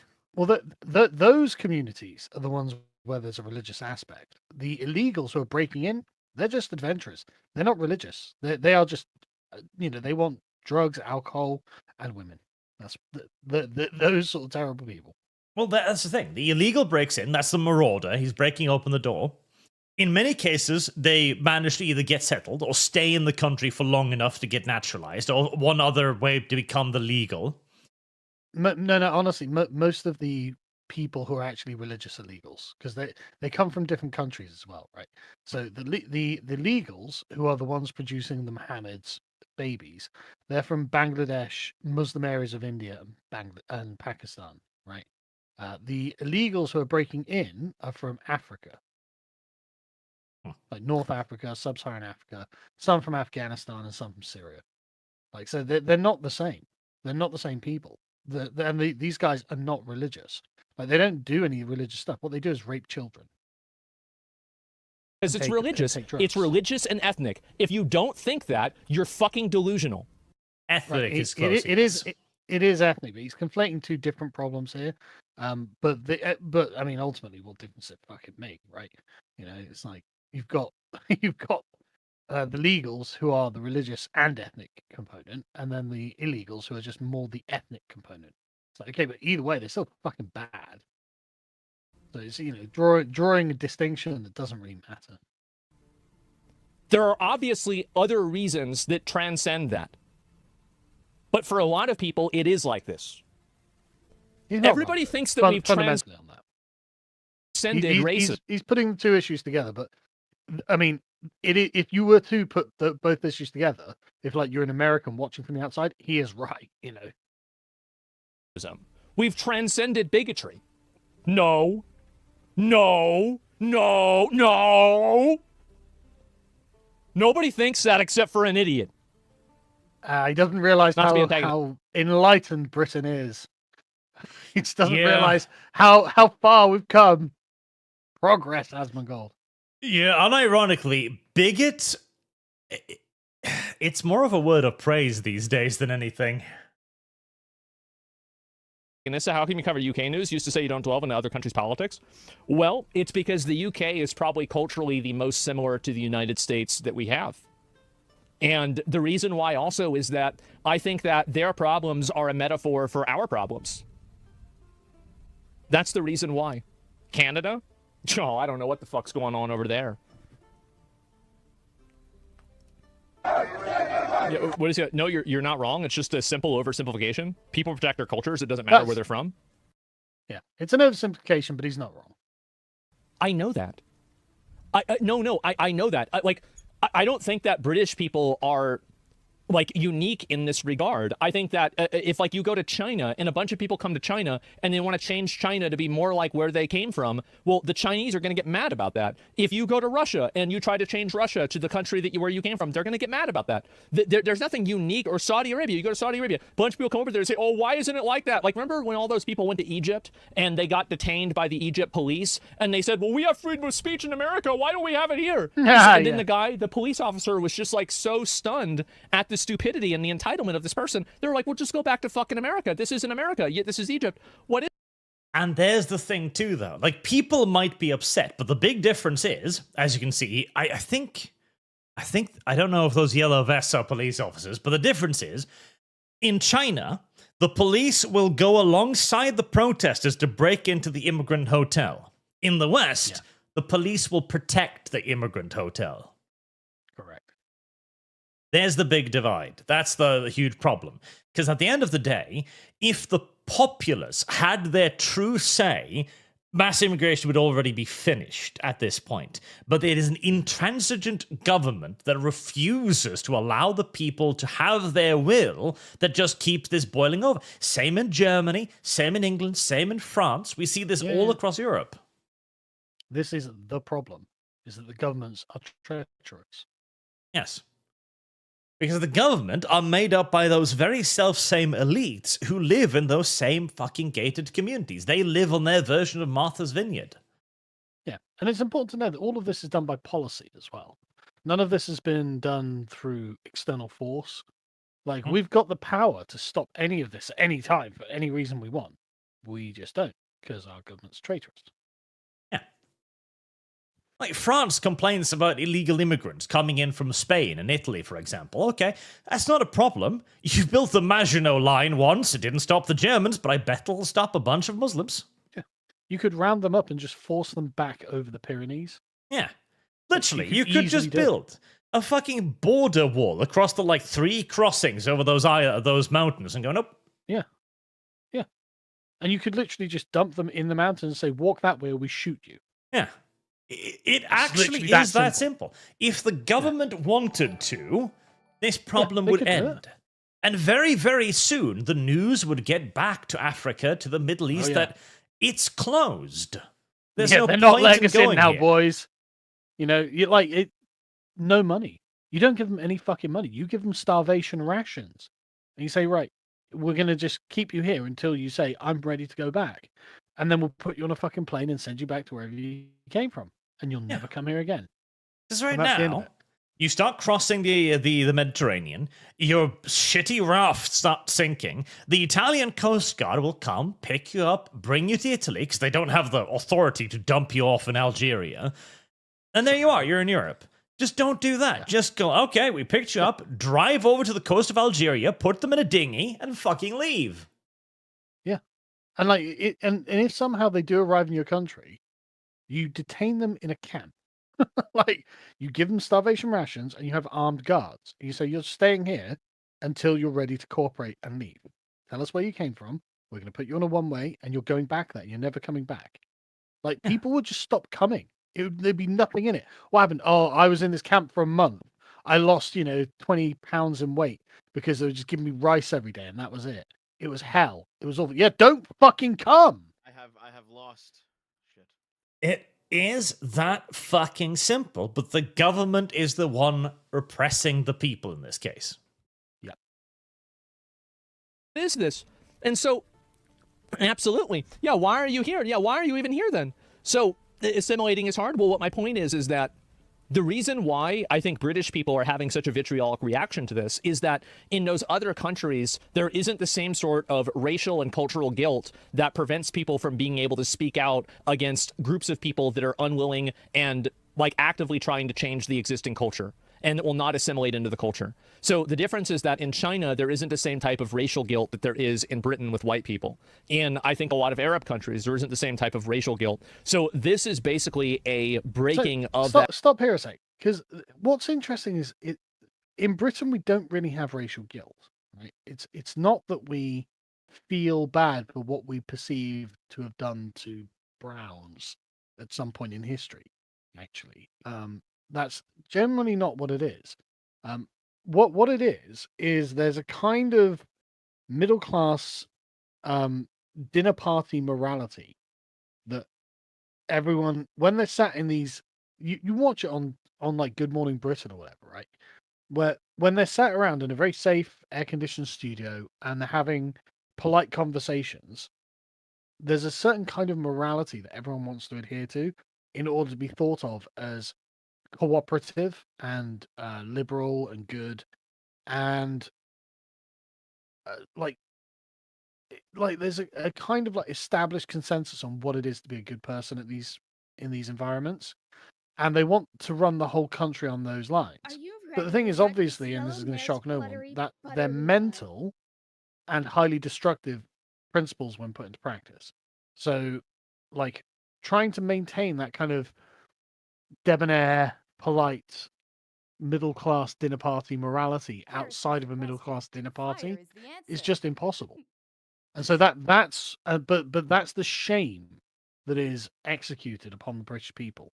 It's not middle class. It's not white guilt. What it is, it's a kind of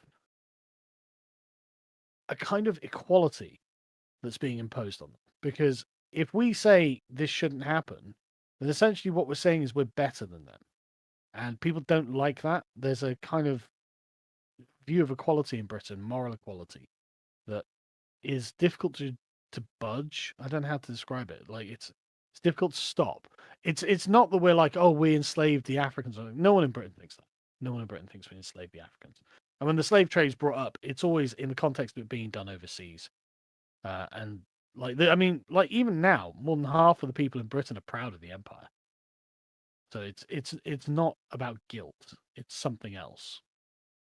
It's about conformity. More and more I've thought about this. I think we have it a little bit backwards, because the guilt isn't a cause, it is a cudgel. It is the mental force being used against you. Because yes, there was, if you go back 20, 30 years, the accepted societal norm is what's kind of being attempted to be enforced upon us. That was completely devoid, because we didn't know anything about it. It was, if somebody needs help, of course we should help them. All people are created equal. There are no difference. Races. We wouldn't call it a social construct, but it was understood by everyone that to fit into society, you shouldn't see race. Yeah, but also it's about not making people feel uncomfortable. Right? Yes. A lot of English morality in particular is about not making people feel uncomfortable. And this is why, like, being quiet on the trains or saying thank you to the bus driver and stuff like this. A lot of English morality is focused around making the other people feel sure that they feel accepted in society. And so to break this kind of dinner party atmosphere, like it is offensive intrinsically to English people. And so it becomes a difficult thing to get past, especially for the middle classes. Yes, Norway has something similar where the worst thing you can do is to be an imposition upon others. Yes. Like this is no. It's deeply shameful. You shouldn't do it. 100%.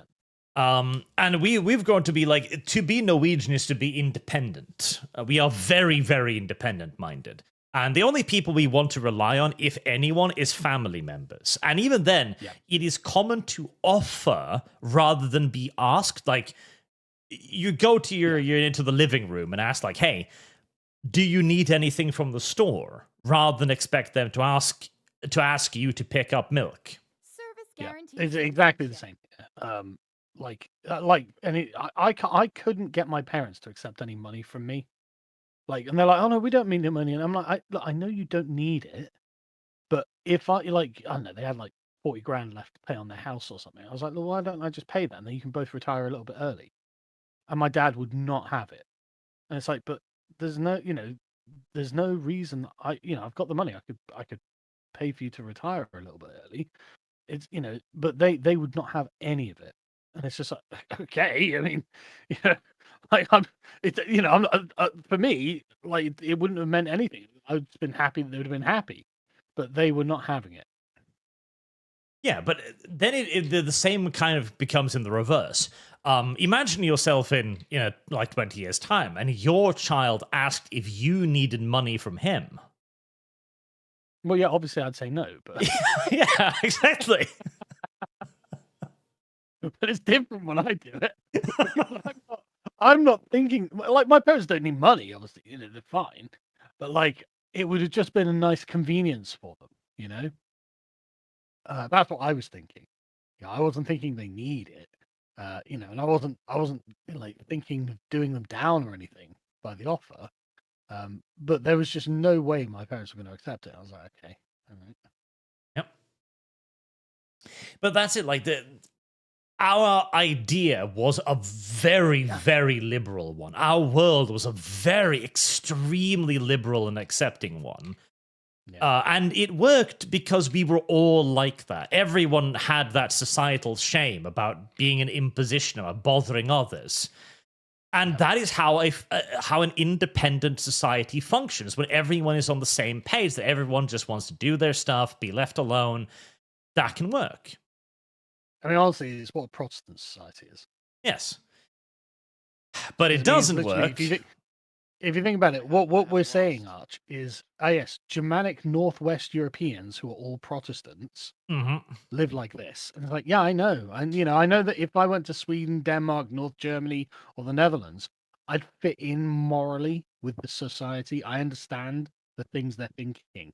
I don't want to be an imposition on them either. And I'm sure I'd get along just fine. Some guy from Somalia, though, probably doesn't think this way. If anything, like it seemed like with the example of the Indian driver we talked about, right?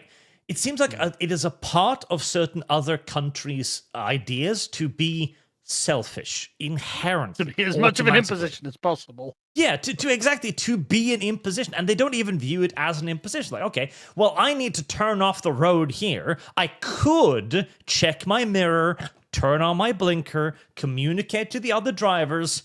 But that would take 5 seconds out of my time. Yeah, fuck those guys too. I hate those guys. They're probably from like a different clan or something. Yeah, they're probably from a different caste. I'm just gonna fucking turn the wheel and see what happens. Yeah, fuck those guys. I'm the one in a fucking 38-ton truck. Yep, exactly. I can't even imagine living this way. God. Mad. All right.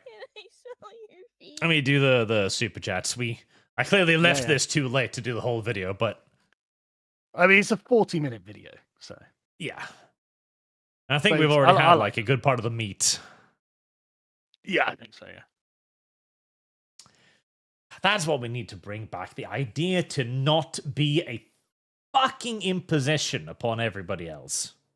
Stop being a parasite. Although, there's an interesting one. So this is one point of difference between a lot of the world. If you're at the dinner table and the salt is closer to your wife than you, what do you do, Sargon? If it's out of reach, I'll ask them to pass it. But if I can reach it, I'll get it myself. See, that's the correct answer. That's the correct way. If you can reach it, you reach for it. Yeah. Like the Germans fucking hate that. A lot of Europeans hate that. Really? Yes. It's supposed to be polite to ask because it kind of is that feeling good part where you're supposed to give the guy sitting there an opportunity to do a thing for you, and they'll be super happy to do it. Of course, I'll pass the salt. You know? I mean, yeah. I mean, in England, you would do it. Like you wouldn't think about it. You'd do it because there's nothing wrong with the request. Yeah. But it's not the first instinct that I have. Yeah, same in Norway. We don't ask for it. We lean for it. We will happily lean in over the table to grab shit. Yeah. River Norse, pretty sure Idub's wife gets off on humiliating him. Yes. Yeah, me too. The Real Holsteiner, I got to see Amon Amarth live. Honestly, nearly as good a show as Sabaton. God, I'm a grown man now. I can go to these concerts. I should, because I want to. I'm allowed to go to these concerts. I am. I know. You should go. It's one of those idiot things when you become a grown-up, and you could do all of these things, but you don't really. I know. I don't do shit. I'm constantly working.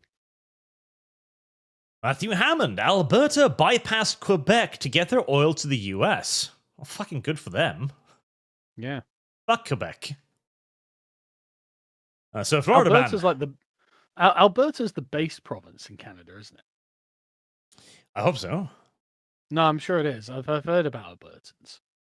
Like they're kind of like Canada's equivalent of Texas.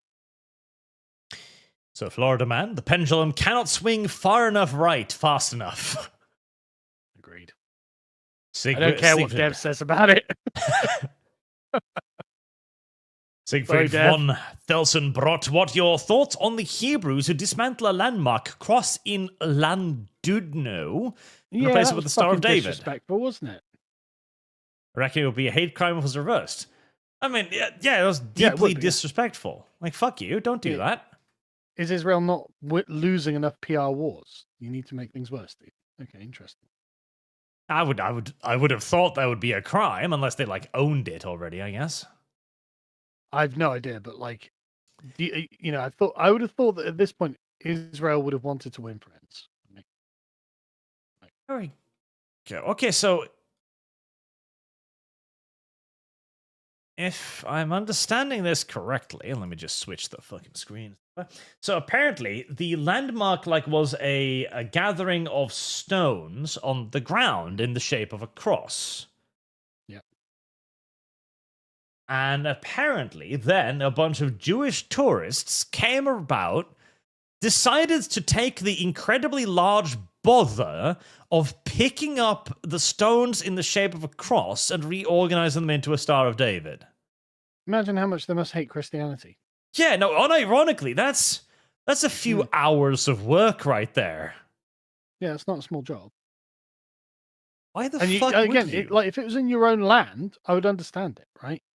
Okay, fair enough. I mean, if I, was Jewish and I was in Israel or something, maybe I would do something like this. If I was visiting some other country, if I was visiting Israel, and I saw there was a Star of David in the form of a bunch of stones on the ground, I wouldn't rearrange them into a cross. I'd be like, hang on, why would I do that? Why would you do that? It's got to be hatred, right? It's got to be genuine hatred of Christianity. It has to be. There's no other decent explanation. It doesn't make any sense otherwise. Heresy's the question. Fire is the answer. It's so fucking rude. It is. It's incredibly rude. Yeah. The word rude needs to be brought back into the fucking English language, I swear to God. It's more than rude, though, as well. It's genuinely contemptuous. Well, this is the sort of thing I'd expect Muslims to do. It's the worst kind of an imposition, because you're not only removing something that's apparently been there for 50 years, you're doing it out of spite, and you're putting a lot of effort into that spite as well. It's really annoying.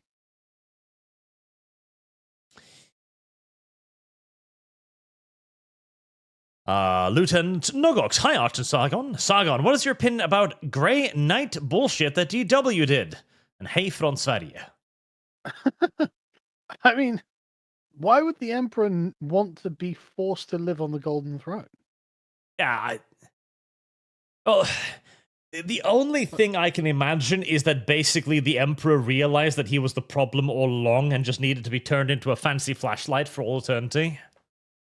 That doesn't make any sense, though. Well, it does if you think the Emperor is the villain. Well, yeah, okay, fine, yeah. And that is a lot of modern GW. The Emperor, of course, though, from the internal story of the character, actually doesn't think of himself as the villain. So, like, the Emperor wouldn't be like, yeah, guys, I've set up, like, the Adeptus Custodes and all the fucking defenses of Earth and stuff like that. You've just got to fight your way through all of that in order to put me on the threat. It's like, well, why wouldn't the Adeptus Custodes be charged with doing it?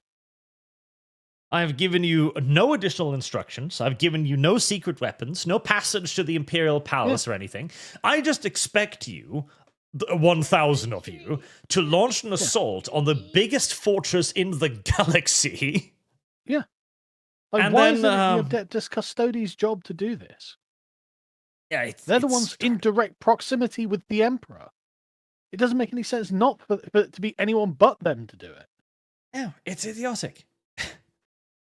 It's just idiotic from the beginning to the end. It is. Yeah. It's the kind of thing that you would. I swear to God, more and more I am convinced that GW actually just are doing stuff to hurt their relationship with the fans. I think they're trying to chase us away. Yeah, I genuinely think so. There is no other explanation. It doesn't make sense strategically. It doesn't make sense tactically. It doesn't make sense story-wise. It doesn't make sense for the Emperor. It sure as fuck doesn't make sense for the Grey Knights. And the Grey Knights were also created by Malkador. What possible reason would Malkador have to be like, oh yeah, don't let him get off the throne? Who's Malkador again? Malkador the Sage-Light, his closest advisor. Oh, right. Okay. So yeah, I just don't think it makes any sense whatsoever. But I agree with you. I genuinely think GW kind of lament the property that they have, right? I think in many ways they're like, shit, man. Like, the guys at Amazon, we've got to sit down on these meetings at Amazon. These guys are like, right, so this is you made this up, did you? I'm like, well, yeah, 40 years ago you made that up, and things were a bit different then. And so I think they're basically embarrassed when they have to talk to, like, mainstream things. And the mainstream things are, right, can you have female space marines? Can you imagine the conversation from GW's perspective? Yep. Like, you know what, we'd love to. We'd fucking love to. Oh, great. Okay, well, we'll have 3 female space marines, 2 male space marines, one of them black, one of them gay. And the GW, you can see them look at each other cringing and be like, listen, Mr. Amazon bigwig, I know that you've got tons of fucking money, but we can't do that, actually. And they'll be like, oh, why? What's wrong? Well, we've written the story as such that racists will demand that we don't have female space marines. And Amazon will be like, well, why do you care what they think? It's like, that's our entire fucking user base. Misogynist racists. And that's what we've been courting for the last 40 years, and now we really are sorry about it. But we'd like it if you gave us some money, and we will give you the female space marines. We'll just have to kind of budget a bit so people aren't too angry about it. We're really sorry. You know, I think that is a great point, because you're sat in a room with some Californian directors, you know? Yeah. They're sitting there in a $1 billion building wearing fucking floral t-shirts and looking like a bunch of goddamn hobos, basically. Yeah.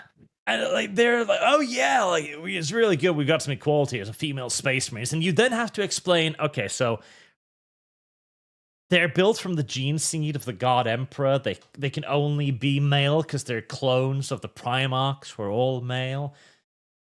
And you can probably see them squirm as they try to explain lore to these people. Look, we have to explain to you, right? The main characters of our setting are male supremacist space racists who are like the xenophobic religious fanatics who are the opposite of everything progressive. Like, name a progressive thing, and they're here to kill it. So, it's going to be difficult for us to just shift markets. It's going to be difficult for us to just, to just flip that all on its head. It's gonna be a process of time. Right, you'll have to give us some time, slowly but surely, weaning ourselves off our previous customer base and onto a new one. Yep. Listen, Mr. Bezos, I know that our catchphrase literally begins, progress is dead. But don't worry. Give us 10 years, we'll change that to progress lives again. Yeah. But I'm certain that this is a consequence of, essentially, Warhammer becoming mainstream. Yes. And because it's become popular and kind of, like, if you go back like 5 years ago, right?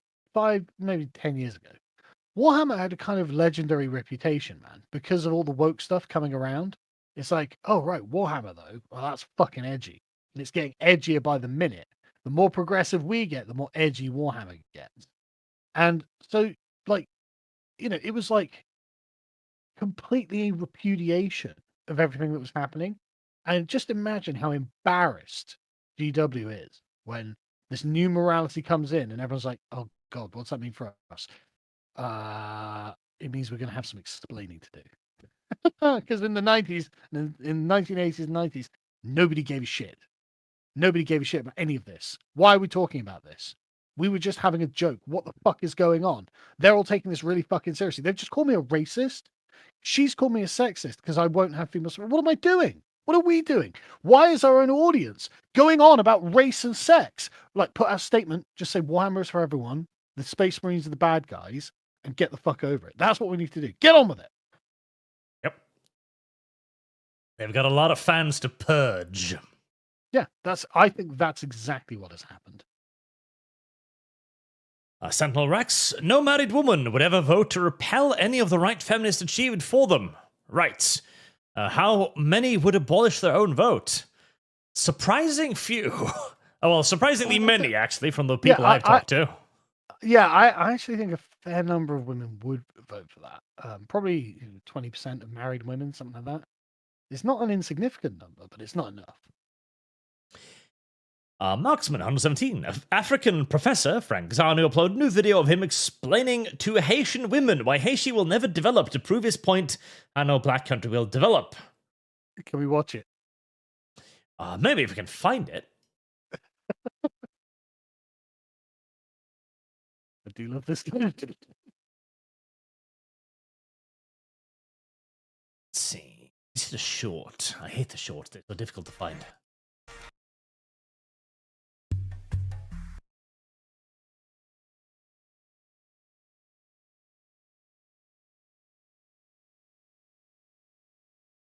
It's a 55-minute video, so no.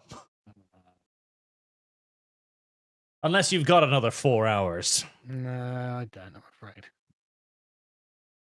Tenerian, I have super trawlers to thank for my excellent physique. I spent 14 years unloading those things and hauling upwards of 100 tons around each workday. We'll build some muscles whether you want it or not. I've never seen the inside of a gym, though. Fredden, 58. Every liberal will be like, no, how dare you force me to live with the consequences of my actions? Yes. Yeah, they will, yeah. It's like a song, Doppelganger, so I keep sending them to MW, nonstop. Oh, yeah. Martha's Vineyard? Yes, that's where we should ship all of them. Until Martha's Vineyard is a byword for crime. They will, I mean, they literally brought in the National Guard to deport them, so... They have access to things you don't have access to. The black migrant who walked into the woman's home, who they released because he didn't steal or worse, turned out to sexually assault an elderly woman. Read worm. No, well, we could be surprised. Well, we couldn't arrest him before he'd sexually assaulted someone. That would be bad.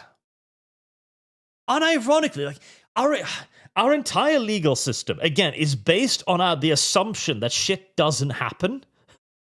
It really is. It's based on the idea that nothing ever happens, and so only after it has happened will we do anything. But in the new world, we can tell that shit's gonna happen. There's the African immigrant tweaking on the street corner, staring at a guy's house. And we're like, okay, he's gonna fucking rob that house. What can we do about it? Well, nothing. Not until he actually robs it.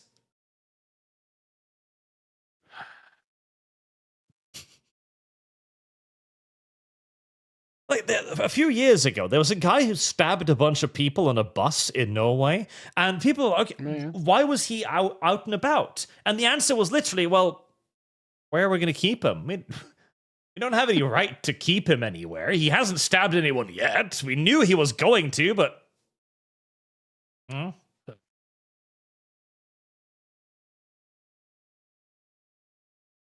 Deadpool Kid. Remember, people, Savile got away with it and was protected. The elites look after their own. They'll never get it. They're evil. The Blood Orc arrived to the podcast a bit late. Just want to say, keep up the great work. Just got my copy of Island 4 this week, and I'm loving it. Superb job, both of you. Thank you. Glad to hear it. Thank you. You know, we've only ever had glowing coverage and reviews of Islander magazines. I've yet to see a negative review. Honestly, we work really fucking hard on them. So, you know, I'm very pleased that everyone's enjoying them. Really pleased. I'm J. Bull, 515. When you see corruption being rewarded and honesty becoming a self-sacrifice, you may know that your society is doomed. Rand. Yeah. Mark James. So ad blocking is now piracy. Clockwork Orange. Why not? See, at this point, I've started weeding out the people who don't use Brave or some other browser. See, I've figured out the YouTube algorithm rewards me for putting aggressive ads on streams. Does it? Yes, because I'm running like ads on Stamford Bridge of medium, and I get significantly less external people than I do on the Archcast when I run aggressive. Like, I've had the numbers now, and it lines up. Really? So, what I'm going to do is I'm just going to start running aggressive ads on all of these, and either, chat, you're going to have to love move... it. Yeah, you're either going to have to move to... Because here's the thing, they're bringing in new people. Like, the amount of impressions increase. So, for those of you getting currently fucked, move to Kick or install Brave or something. To be honest with you, I pay for YouTube Premium. because I watch a lot of YouTube, obviously. And I just don't want the fucking adverts. And it's only like 13 quid a month, which is not the end of the world. So yeah. So it's kind of, I guess it's working because it's now making me abuse my audience because the YouTube algorithm helps me. And I'm just like, okay, yeah, if you don't like it, YouTube Red, that benefits me. Go to Kick, that benefits me. We get a portion of that. So, I'm sorry to say this, chat, but YouTube has managed to create a system where the more I hurt you, the better off I am. So, fuck her up, I guess. We know what role Arch would have had in the Nazi Germany, don't we? Camp Guard. Well, no. I would have been the one with George Soros taking stuff away from the people who have been deported. I believe it too. I believe that. Listen, chat. You're going on a vacation and I get your stuff. How is this not good for me? Everyone wins. Everyone wins.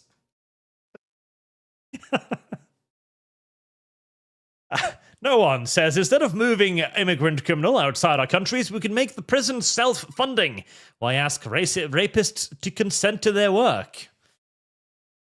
Yeah, great question. Yeah, they're not bothered about consent. We already know that. MacLeod, 2486. The CCP is more on the side of their citizens than most Western governments. Unironically true. That is absolutely true, actually. Imagine explaining that to anyone 10 years ago. Yeah. Yeah, no, the Chinese people get more of the government they are voting for than we do, which is... And they don't vote. Great. So, Jard, liberals always have racial guilt. Again, I think the racial guilt is more of like the cudgel. I don't really. It's not really. If you look at the arguments they make, they're not really. They will trot out like, oh, we had the empire and stuff. They will use guilt against you. Yeah, but it's not effective, and they know it's not effective. They use exclusion and racism as the cudgels. Like, no one wants to be thought of as exclusionary for the sake of exclusion, and so they'll call you a racist. That's what really works. The guilt stuff is an American thing, I think.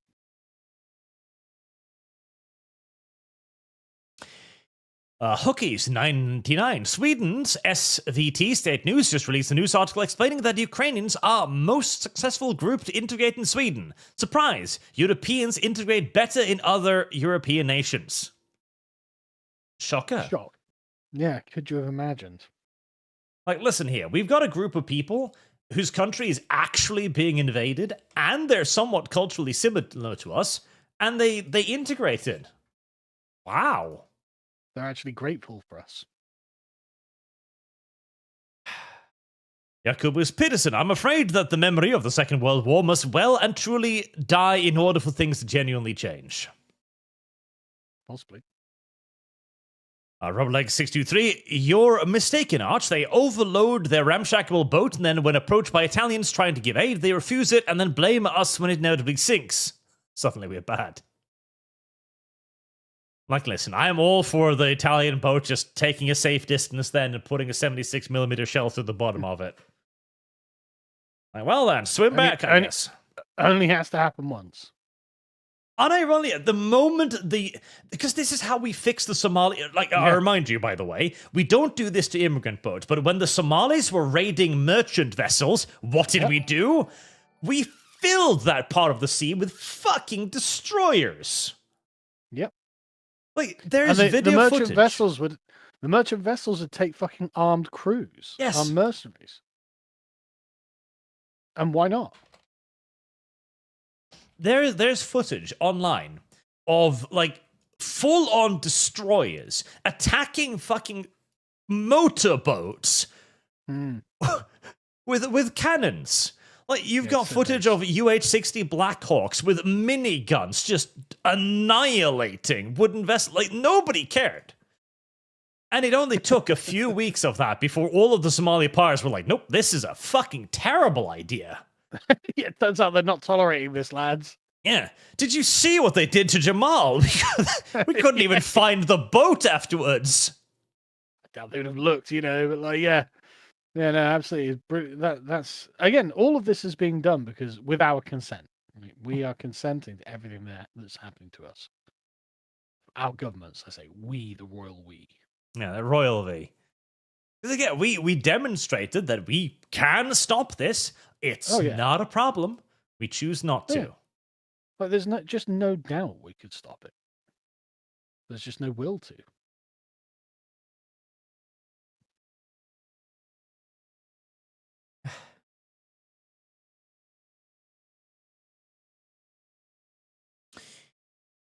Dreaded Logan, my parents are middle class. I can't live like that. Well. Lieutenant Nuggs, Arch, can we have V on again? Love it when you throw on the same time. I want my most hated lawmaster. A sad Brit and troll on the same time. I was planning on doing more guests on Stamford Bridge, so I do need to get around to that. Yeah, we can do that. I'll add it to my 500 lists of things I need to do at some point. Yeah, right. Like we don't, like, yeah, same. Like I don't have enough things on my list of things to do. Tom meant capybara. You can say as much as you want about the immortality of racism, but it's hard to deny that if we were more racist, at least our children would be safe. Oh, yeah. Well, it's difficult to contend. If we look at racism from a safety and prosperity standpoint, it becomes difficult to refute. A lurker. We eat in large groups of people with rather small space, so you ask someone to pass the salt because squeezing between people to grab it, it's more bother. Oh, we don't do that. Sujar, Jews are objectively evil. Damn it, chat. Last couple of years, I started blaming the Jews for things and then waiting for the evidence to come. I'm rarely disappointed. Read Worm and Phoenix Point. I mean, I guess I shouldn't worry about that on YouTube anymore because the left is pretty much in agreement on that point now, so. Blaystone, leave the word rude in the dustbin from where it was abused by the leftists. Popularize spiteful, as it's far more useful as criticism. Reverend Norse, with the growing anti-Israel, anti-Jew sentiment I see on certain branches of the new right, stuff like this is not helping the small hat people's case. Animate Acumen, the female custodians must make a literal god go back on his throne to own the chuds. God, that would be great. Yes. Let's have the Emperor resurrect and get forced to sit back down again by a woman. Let's do it. Let's fucking do it. At this point, accelerationism 100%. Go for it. Tenerian, here in the Faroes, the church does its part to try and get immigrants integrated. Of course, we don't really get Muslims here, mostly continental Europeans and Filipinos. On a side note, my local church, Faroes Island. Jesus. My local church has a boat suspended from the ceiling. Pretty neat. I mean, the Faroes Islands sounds like a place where, I would flee to one day when I got sick of Norway. What, somewhere in the North Sea or whatever? Yes, it's like a tiny little fucking island in the middle of nowhere. I think it's North. I don't think it's England, that tiny. I think. Yeah, it is. Yeah, I'm aware of it. I don't think it's that tiny. Though. Let me look. Oh, it is. Oh, there it is. Yeah, no, it is fucking tiny. What's 54,000 people living on it. Yeah, no, population low. Yeah, but the actual islands themselves. 1,300 square kilometers. Is that it? Doesn't look that small. Pretty tiny. Okay, fair enough. Either that or I'll move to Bear Island and just build a castle there. Marksman 117. Asmon was referring that the priests look like another YouTuber, Vito, who went down to the Netflix anti-Dave Chappelle protest. Another fat I neck know. beard. Yeah. And cutest defender. Yeah. And Marksman, so there's a clip going on X right now of an African woman explaining how much of Africa has no concept of the future. As commented, it is the breakfast question, but on the cultural scale. Tip worth discussion next week. Yeah, if you send it to me, we might. Because it kind of is Kurgan with the idea of both magic soil and the inability to plan. Like, I saw Mr. Beast did another, Water for Africa drive recently, and on the one hand, I can't critique it, because it's a good thing to build wells in Africa, but at the same time, I'm also sitting there thinking that the last time he did this, a few years later, most of the wells were dry. Yeah, I was going to say, to what end? Yeah, because it doesn't... It provides temporary relief at best. These wells will operate for 3, 4, 5 years, and then they'll be forgotten until the next American comes along to drill another well 50 feet that way. It seems to just be fucking pointless. Yep. And he even did provide, training and maintenance materials as well. So he didn't just drill a hole in the ground and leave. He provided the locals with the knowledge and the resources required to maintain the well, and they just didn't. Yeah, there's no point. And the thing is, did you see the picture of it? Announcing it. They look so fucking miserable. It's they look really fucking miserable. Not one of them was fucking smiling. It's why are you guys so angry that he's built your well? Well, probably because there was another article about an African woman who was critiquing it. Listen, instead of building wells in Africa, Mr. Beast, invest in an African company that develops wells. Because then there is a local incentive, right? And I get it, but then I'm also immediately reminded by Empire of Dust, where there was an African company who was creating the gravel they needed and just didn't.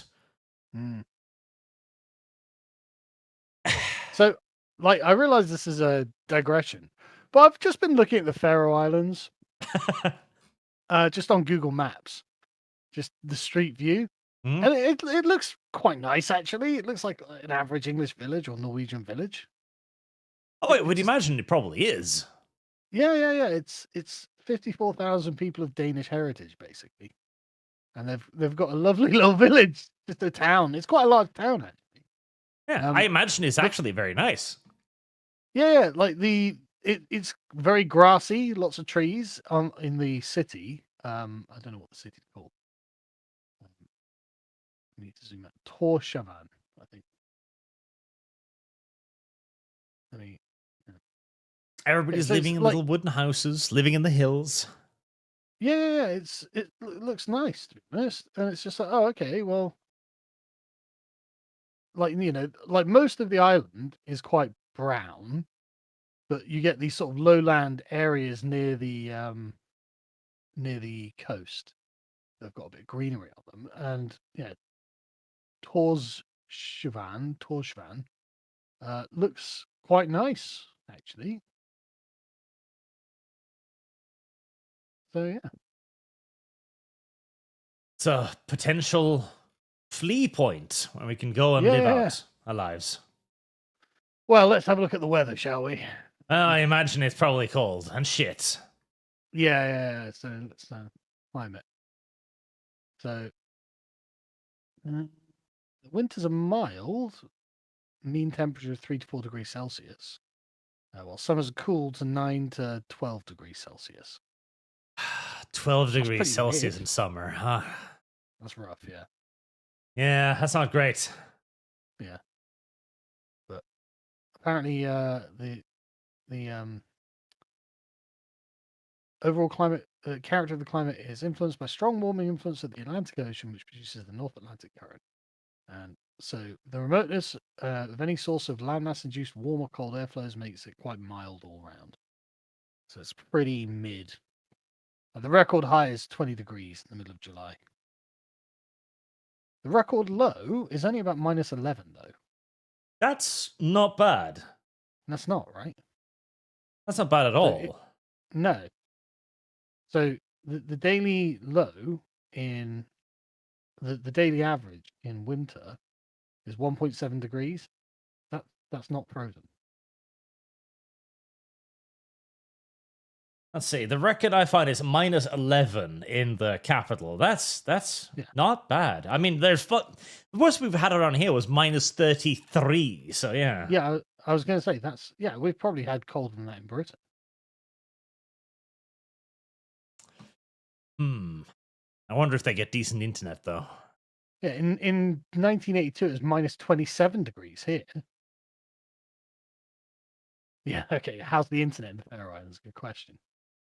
That's the most important question. Let me have a look at the demographics. Norse and Celtic descent. Basically, right? 87% Scandinavian men, 84% Celtic women. Basically, it's where it's going to be women stolen from Ireland and Scotland. It's a part of Denmark, though. I don't like that. Sure.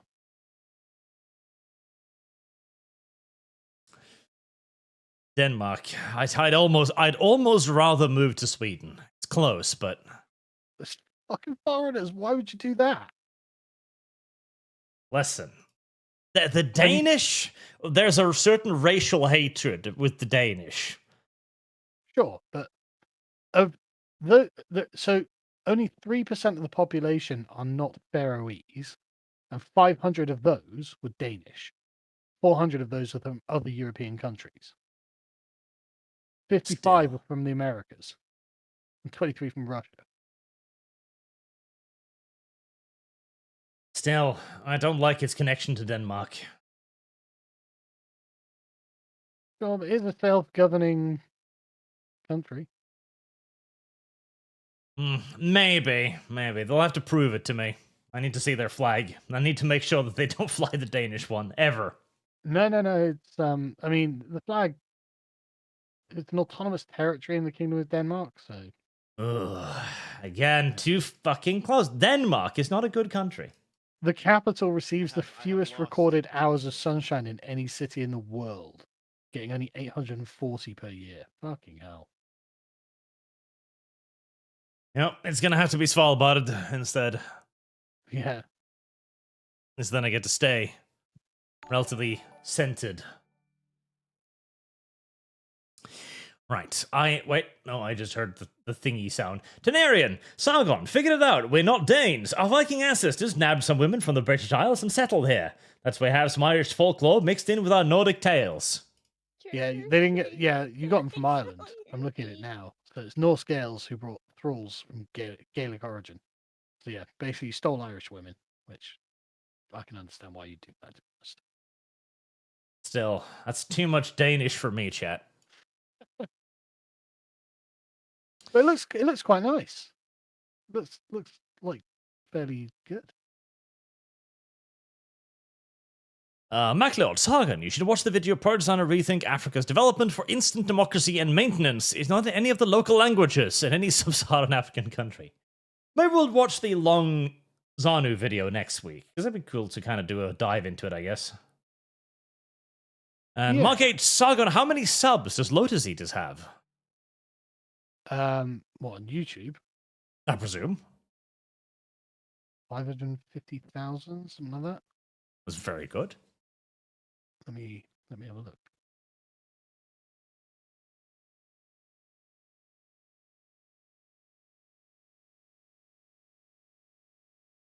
$550,000 on the dot. Oh, it's amazing.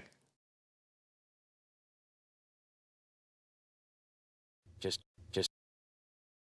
Bookmark Frank Zanu thing, possibly for next week. There. And with that, chat, we have read everything. We are through. Thank you very much for watching. Thank you for hanging out with us today, and thank you for your very generous donations. And thank you, Sargon, for hanging out. No problem. See you all again next week, chat. Till then.